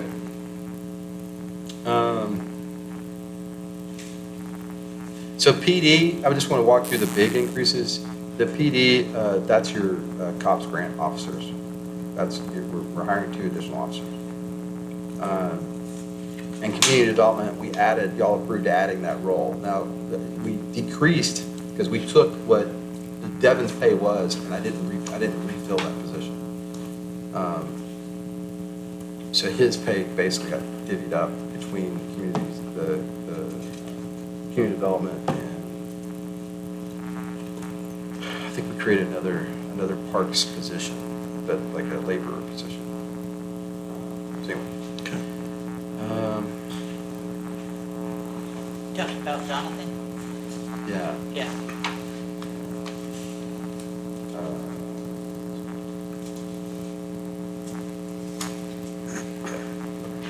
I think a lot of this is your VC3, at 96.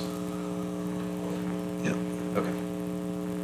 We're on 39. So there's some major changes. Cost of living increase, it was just 3%. Your approved salaries are 2.6 for the current year. Proposed salaries are closer to 2.9. That's about a $300,000 increase. Healthcare, we're still waiting on, but our initial response is that TML is not going to go up. Now I'm shopping it to see if we can get a better plan for the same or less money, and we'll see how that happens, how that works out. And then there's kind of, this is just looks like it's a whole lot of nothing. It's increasing requested expenditure for supplies, purchase services, contracted services, education and training, technology, repairs and maintenance. But there's not a lot of detail there, so. I think if there's specific detail you want, please let me know and I will gladly do it. So there's kind of your percentage increases. We recognize the intern part-time position in the city administrator, and then the EMC contract is now in my department as well. We added some Civic Plus stuff to Deborah's, so that's why hers increased a little bit. PD, again, it's mostly that, it's really mostly the COPS grant. Emergency management, the county siren, and then we went ahead and put iInfo in there, the alerting system, which has an annual fee to that. 145% looks like a lot, but it's only a $6,000 budget, so we increased it to whatever it was, 12. We added a part-time court clerk to this report, so you see 11% increase there. And then, of course, the community development, we added a person there.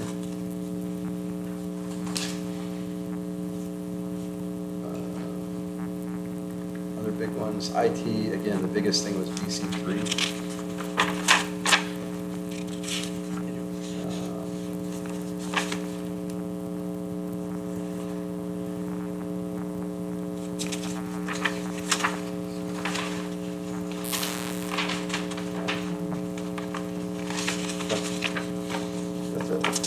Our next, so tonight we went over, I guess he's counting this as budget work section 2. It's really kind of our number 1. On July 9th, we're going to come back and talk about the enterprise funds. So tonight was all about general fund.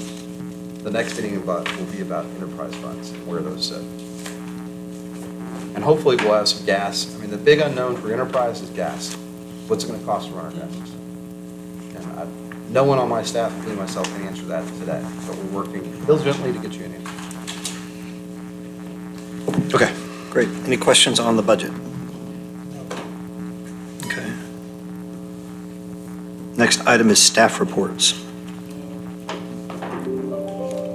Scott, you want to go through these? Yeah, well, I was gonna say, ordinarily, I actually review all the staff reports, so that if you have a question, I didn't review what was submitted.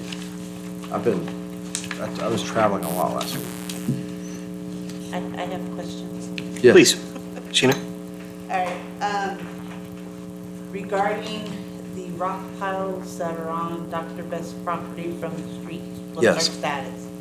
I don't know. I had a conversation with John and Ricky about it because they tried to allege that that Greenstone or whatever was saying, well, those aren't ours. And I said, no, we went through this. I know we did when the street contractor was wrapping up and clarified that they weren't his. And we know that Greenstone, whether they were originally theirs or not, we know for a fact they've been adding to them. Like that's, and they haven't denied that. So my understanding is they're supposed to clean it up. And that's basically what I said, look, they just have to clean it up. They need to come take care of them. I don't know where that stands. I haven't got an update. But that was the last conversation they had, and that was probably a week and a half ago. Okay. And then, once again, the report from Code Compliance still has that sentences in there. Now that- saying that council rep. Yes. Suing me. Okay. Yes, ma'am. Deborah caught that. I did, and I talked to Carl, and she did add the addresses for you on the summary. Also, I did ask her about the wording, and she said that at some point she spoke with you as the district's, because I believe it's in your district, and that she was under the understanding that you were going to pursue this. No. And she took it as that.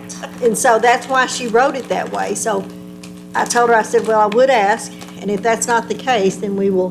No, But I said that's the why city. she put that wording, Yeah, I said the city would be. would look at it. Would look Okay. at it, Well, not- she misunderstood. Policy.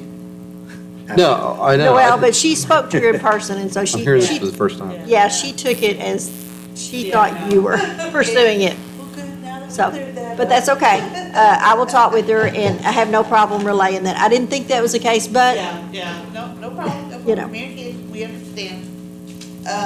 Another thing under animal control services, I know Kyle wasn't here, but I guess, her and Josh have been talking about possibly doing a rabies vaccine, thing, event. Drive-through, yeah. Drive-through type thing, which would be very beneficial because, you know, it's low-income families that have dogs or cats can't afford rabies shots, so that's something they should be, I would think we're gonna be approaching you to have that on an agenda item, just to Okay. give you. Yeah, a I haven't heard, heads up. I had not heard that. Yeah, it's something that they're looking at doing, that they're gonna look for the city council, just wanted to give you a heads up. When was that gonna be? It was gonna be during one of the other big festivals. Yeah, it's something, it's supposed to be one of the big get-togethers coming up, I think. She has discounted Only a couple. vaccinations and a volunteer veterinarian, so. Yeah. That's they have to wonderful. coordinate with him. Yeah. Her. So that Like old-fashioned information's gonna be Christmas. coming. It'll help out, especially low-income families. Yeah, we that only have a can't couple afford big it. ones. It's July 4th, Old Fashioned Christmas. We only have a couple big ones coming Yeah, up. no, July that's it. 4th, Old Fashioned Christmas, like Maybe Founder's Day. Founder's Day. Founder's Day. There you go. Founder's Day. I'm thinking that It's might cooler weather. I've worked We'll see how these. big it is. Yeah. We hope it's big. Yeah. But just I give think you with a all the heads people that are working on it right now, Cindy's been doing a great job of kind of leading that, and I think that we'll have some really good participation for that.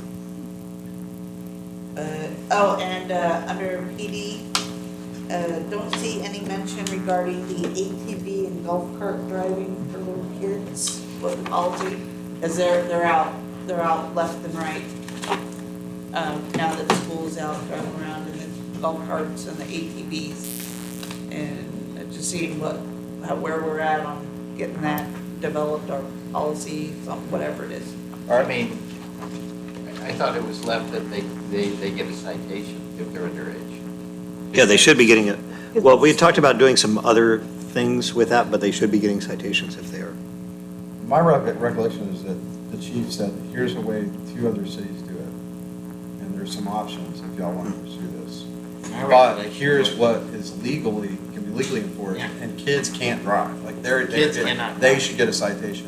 Right. So I think that's what you're remembering, but I think there's also more to be done if y'all want to do more. Like you can set up a licensing process where they have to go get a plate and all this. I mean, there's things that can be done. I don't know if y'all want to pursue that or not. I think that it would make sense, I don't want to get too deep into this. Well, I think say under future agenda items, Yeah. if you want. I've got it on here, and we'll talk about it on that item. Yeah. It would make sense to do that. Because I've seen them come across 90 here lately, it's like, oh. Yeah, I want to talk about code enforcement under future agenda items as well. Yeah, I got that in my notes already. All right, that's it. Thank Okay, you. great. Councilman Carey, Councilman King?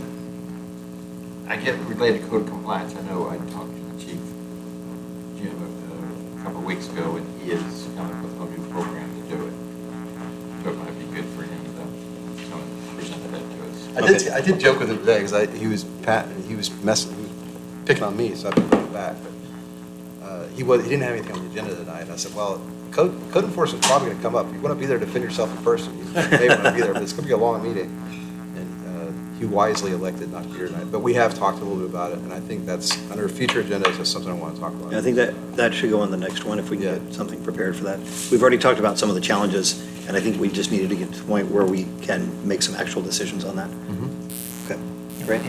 The other thing on code compliance, though, is that I noticed one of these dates, it was like June 5th, something's going to happen June 5th, but there's no update. You would think that from June 5th, Here we are 20 days later. yeah. So, and one, I guess, update. Well, the report would have been done and presented last Wednesday. Yeah, she gave it to me. She had to update it because she had to put the addresses in, so it was probably Thursday. Well, I'm just saying, Yeah. you're saying June 5th, and yes, today's June 25th, but they submitted this report on. Because I was thinking, when I was reading it, I was thinking, well, where's the update? Because it was supposed to be like a court Which one date is it? set for that date. So anyway, not a big deal. Okay. Oh, yeah, here it is, I'm sorry. 1715 Naples, court date is June 6, 2024. So what happened with the court date? That's the top of page, or the very first one. Bottom of the one page. Yeah. We just send them an email Which one is it? and get that update from there. All right. 2024-023 This one, at the Naples. bottom. CBL made in November to certify return not taken. Court date is June 6th, right there. I think something important that we can do right now is, especially for the code enforcement, because there's so many anomalies with that right now. Just go through the report and send your requests to Scott. And then Scott, if you'll reply back to all of council so that we can get an update on that. And that'll help, as we start talking about this, it'll help shape the way that the reports are done and the way that they're interacting with it. Agreed. Okay, great. Anything else for you? So get your questions in Well, on Monday, if possible. I apologize, I was indisposed over the weekend. No, you're good. The airport report, it mentions an FAA land use inspection. What, broadly speaking, was that inspecting for? They did an audit. They did a full audit. I mean, she was very thorough. Nice lady, but definitely, I mean, very nice. Cordial, but not our friend. It's like getting an IRS audit. But Federal government doing their job. yeah, doing their job. Basically, friendly, making sure but we're not our using the friend. land But as the they're, airport. yeah, but the good news is we checked out. It did reinforce though that this is no joke. You know, she checked every lease. She checked, everything. We had some conversations. One of the outcomes, I thought I shared this with you all, but one of the outcomes was that I learned through my interaction with her that we can and should be quantifying our water well maintenance. Because I was telling her, it's kind of dumb. Like the airport owns the well, but the airport doesn't have any staff. The city crews go out there, and they're out there twice a day. Like we're out there a lot, and yet we're still now. But we have to write a lease for the baseball when we don't even use it. Like it's a different group that uses the baseball. So the whole thing seems really screwed up. And she said, "Oh, no.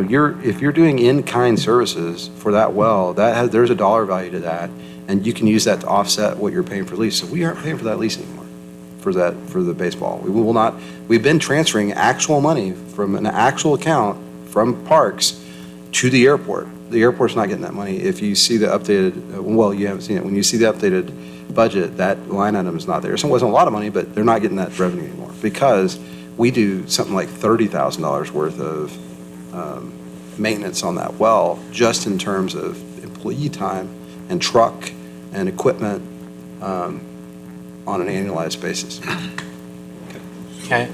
And then the other one was Public Works mentions electric upgrades for the Country Village subdivision.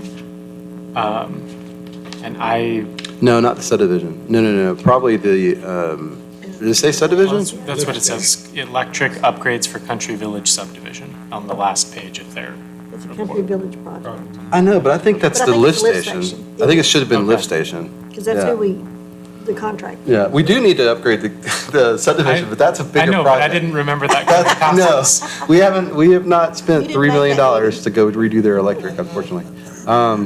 No, I'm pretty sure it's a mistake. That probably should say lift station.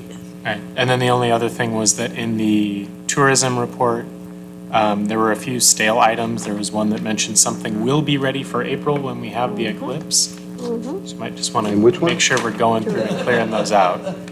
We got another one? Another eclipse next April. But we're getting ahead of it. 23 years from now, we are going to be ready, brother. I did not go back and check. Okay. Yeah, I apologize. Like I said, I was at a conference for 3 days last week, and another one the week before. That's all. Thank you. I've got, on chart 162 for community development, it says we had 3 commercial permits and 1 sign permit this year. I'm curious, were any of those for a tattoo parlor? Because we got a tattoo parlor on Highway 90. And I don't think they're allowed under our ordinance. They're on the prohibited list Really? for commercial. You mean the tattoo one that's been there a couple of years? No. this is new. Oh, brand new. Brand new one, right in front of Moy. They Right moved in in front of from the Moy, county. next to the Bare Beans place on Oh, the yeah, right side. yes, you're right. I remember Big, seeing that.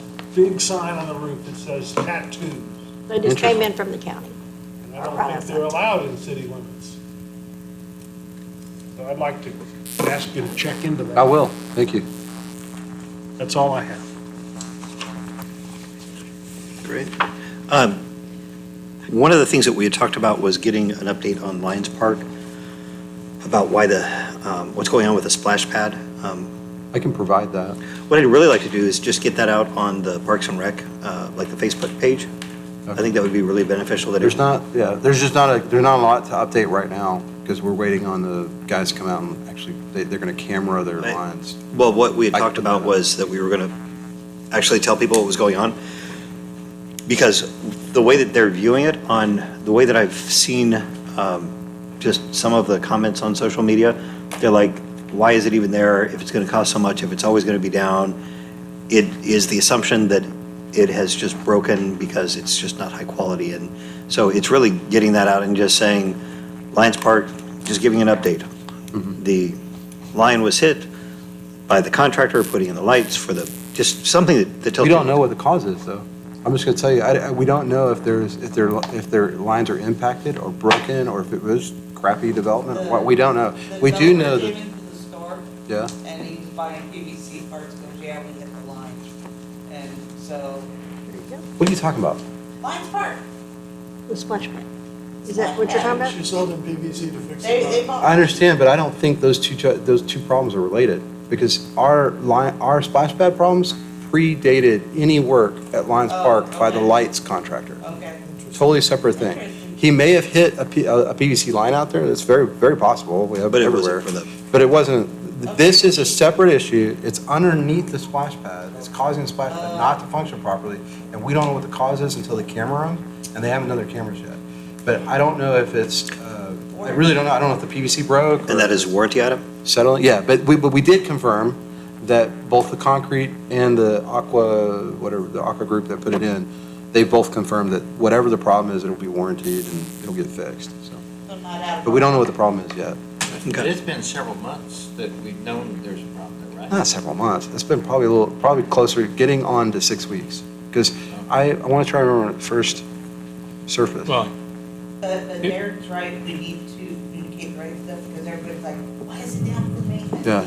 Now, we've had other issues at the splash pad. One of the issues was the button. So there've been other problems. There's been a problematic well, the issue. problem was that it People wasn't were the button. smashing the button and breaking it and causing other issues. And you don't have to, you just have to like wave your hand over it. It's a proximity sensor. Right. Like an automatic toilet, it's not a button. You're right. So we joked about how to fix that, but that was one problem.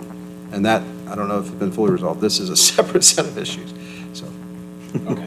But I understand, we need to get out there in the public and just tell them, hey, we're looking into this, Right. this isn't, anyway. If you don't provide them with the information They're they're gonna- looking they're for, they're gonna gonna fill make in it the up, gap. and it's gonna be way worse. I hear you. It's like when the car hit the light pole and Yep. took out power on the east side of town. Yeah. That's why I texted you. Yep. But the info didn't go out until like an hour after the accident, and it was almost wrapping up. Yeah. So. And there were already posts all over the place. Yeah, Yes, you cannot, Okay. you cannot outrun the river. Yeah. sure. And I would like to get, not necessarily now, but I'd like to get an update on the sports complex discussion that Darren Ham has been working on. Okay. We're going to present to the EDC. Okay, great. All right, otherwise, well done. Okay. Nothing else. We'll move on to the next item is executive session.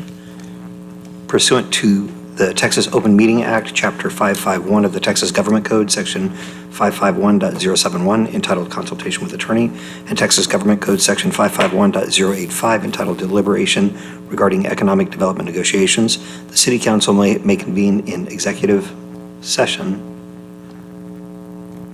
I'll write that in. To receive advice from the city attorney regarding the following: Alsatian Oaks Development Agreement. The next item is Texas Government Code Section 551.072, entitled Deliberation Regarding Real Property, to deliberate the purchase of real property. And that is approximately 3 acres out of LM Collard Survey Number 97, Abstract 1259 in Medina County.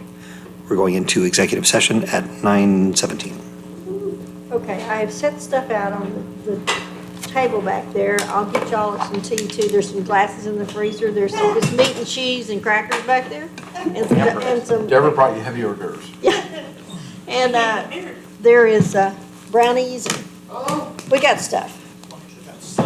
And there's plates back there. And then, like I said, there's cups of ice in the freezer, and we have some unsweet tea. And if you want water instead. We should have, yeah. Went and locked all the doors out.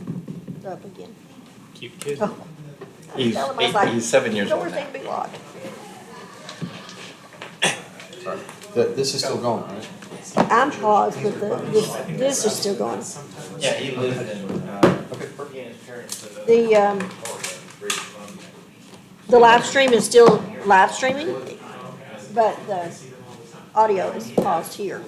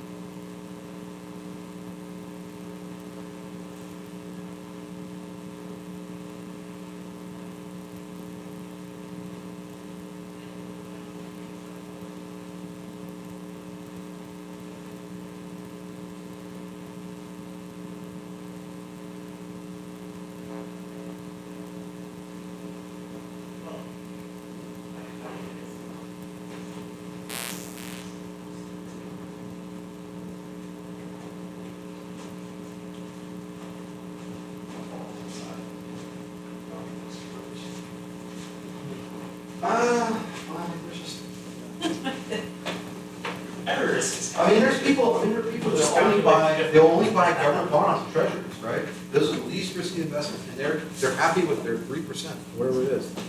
I mean, the market rewards risk, that's where your interest comes from, so, yeah, it's like. Which is okay when it's your money. Yeah, it's like a rainbow. Yeah, I know, well, but you should be, at least from my personal principles, I try to be measured risk, hedge it. And I think Clay Benford's involvement has been very beneficial. Absolutely. Because he's really, on the hedge side, he really is thinking through the hedge.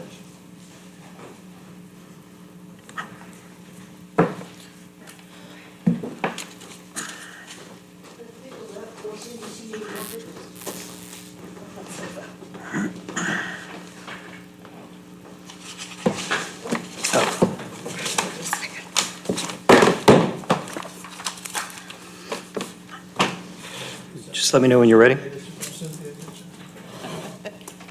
Okay, we're recording. Wanted to get Seth before Cynthia got here. All right, we are reconvening in open session at 10:09. Next item is consider possible action resulting from items posted and legally discussed in executive session. We have no actions from that. Discussion of future agenda items. I'll start with District 5. One. You're one. Oh, yeah, well, What do you have for future agenda items? Anything? well, we already mentioned about code compliance, Hmm? getting on there, and then, The code compliance, to be clear, I think what we're going to try to do, if I understood you correctly, Mayor, is we want to do have staff put together a presentation of kind of some options for code compliance and what we would recommend that you do from a policy standpoint, and maybe some examples of what way other cities do it. We're going to do our best to put together a comprehensive something, but I think that you can actually put it together pretty well with the things that we've talked about during city council meetings. Take all of those items and just say, okay, so if we do this, I think it's like a sliding scale. If you want to go absolute, what do you call it, draconian, then this is what it looks like, and these are the financial impacts of that, and these are the legal issues with that, or delays or whatever. And on the other side is say, basically where we are, because I think we're on the opposite side of that. yeah. So if you do kind of We're that. pretty friendly. And then the recommendation should be, I think if we look at what we are now versus absolute draconian, like you think about, what was that last place, Westlake? Versus what staff would recommend, and take a look at just those 3 points. I think that should do it. Okay. Okay. I mean, we got a lot on our plates that time of year with the budget and everything, so that's all I got. Okay. Councilman Carey? Nothing to ask for at this time. All right. No? I had made a note about what we can do in-house for stormwater control. Okay. Sorry, I Yeah, stole Phil and I were yours. supposed to talk to the people at K-Freeze about that, but we haven't gotten rid. Do you want us to talk to them without you all being around? Or do you want us, you set up a meeting here and we talk about I it? think it'd probably be good if we did it together, because That's what I thought I want to have also. Daniel and I want them to hear firsthand what's Yeah. we're talking about. Okay. All right, anything else? Councilman Dyer? Nepotism policy, I think we need to have a discussion on that, Okay. whether we're going to provide an exemption or change the rules or change the ordinance. All right.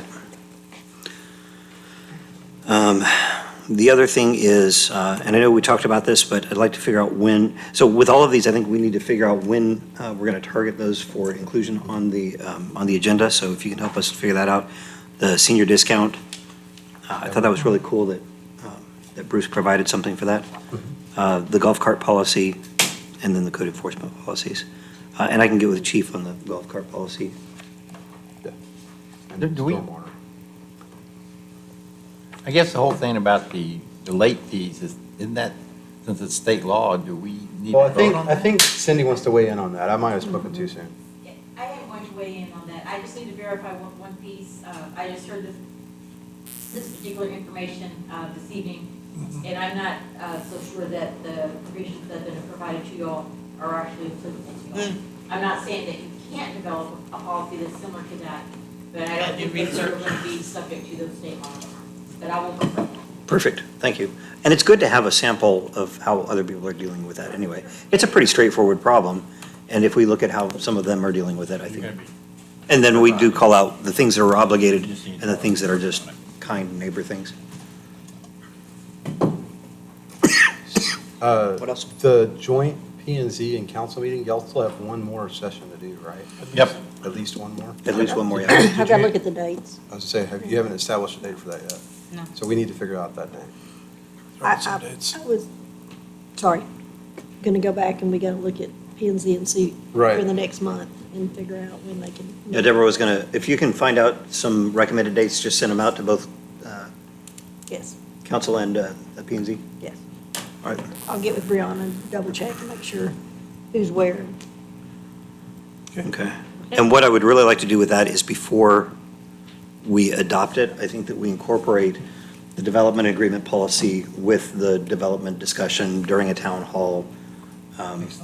After we've developed that through the two boards, bring that back out to the public and just see, I don't think that we're gonna have huge attendance, but I think it would be good to do. So then we would not, Adopt it right away. yeah, we wouldn't adopt it. We would get to the point where we are in agreement that that's done and ready to present to the public, and then it would come back to. Well, separate from that, we still have to, I understand this last meeting y'all had, you talked about kind of this would be a policy for the board, but we need something we can give to the developers that will be Yep. based on that. So that, in my mind, needs to be part of the materials that we adopt. Yeah, and I think that that's something that we work out is, we need to have the internal policies, we need to have something that is given to the developers. They don't necessarily need to be the same thing, but we absolutely need to have the internal policies. Is this an agenda item? Though, that is, yeah, for upcoming, Oh, sounds like we're having a discussion. no, I wouldn't do that. Future agenda items. Yep, okay. Anything I else? saw Cindy getting nervous over there. We are through the, I was intending to be eating pickles. we're through the agenda and adjourned at 10:15. Thank you. What are you eating? Oh, I don't. Brownies? Oh, the Duke's. Are we done recording? I'm trying to figure out. Except the bread and butter, but other than that. Well, it says.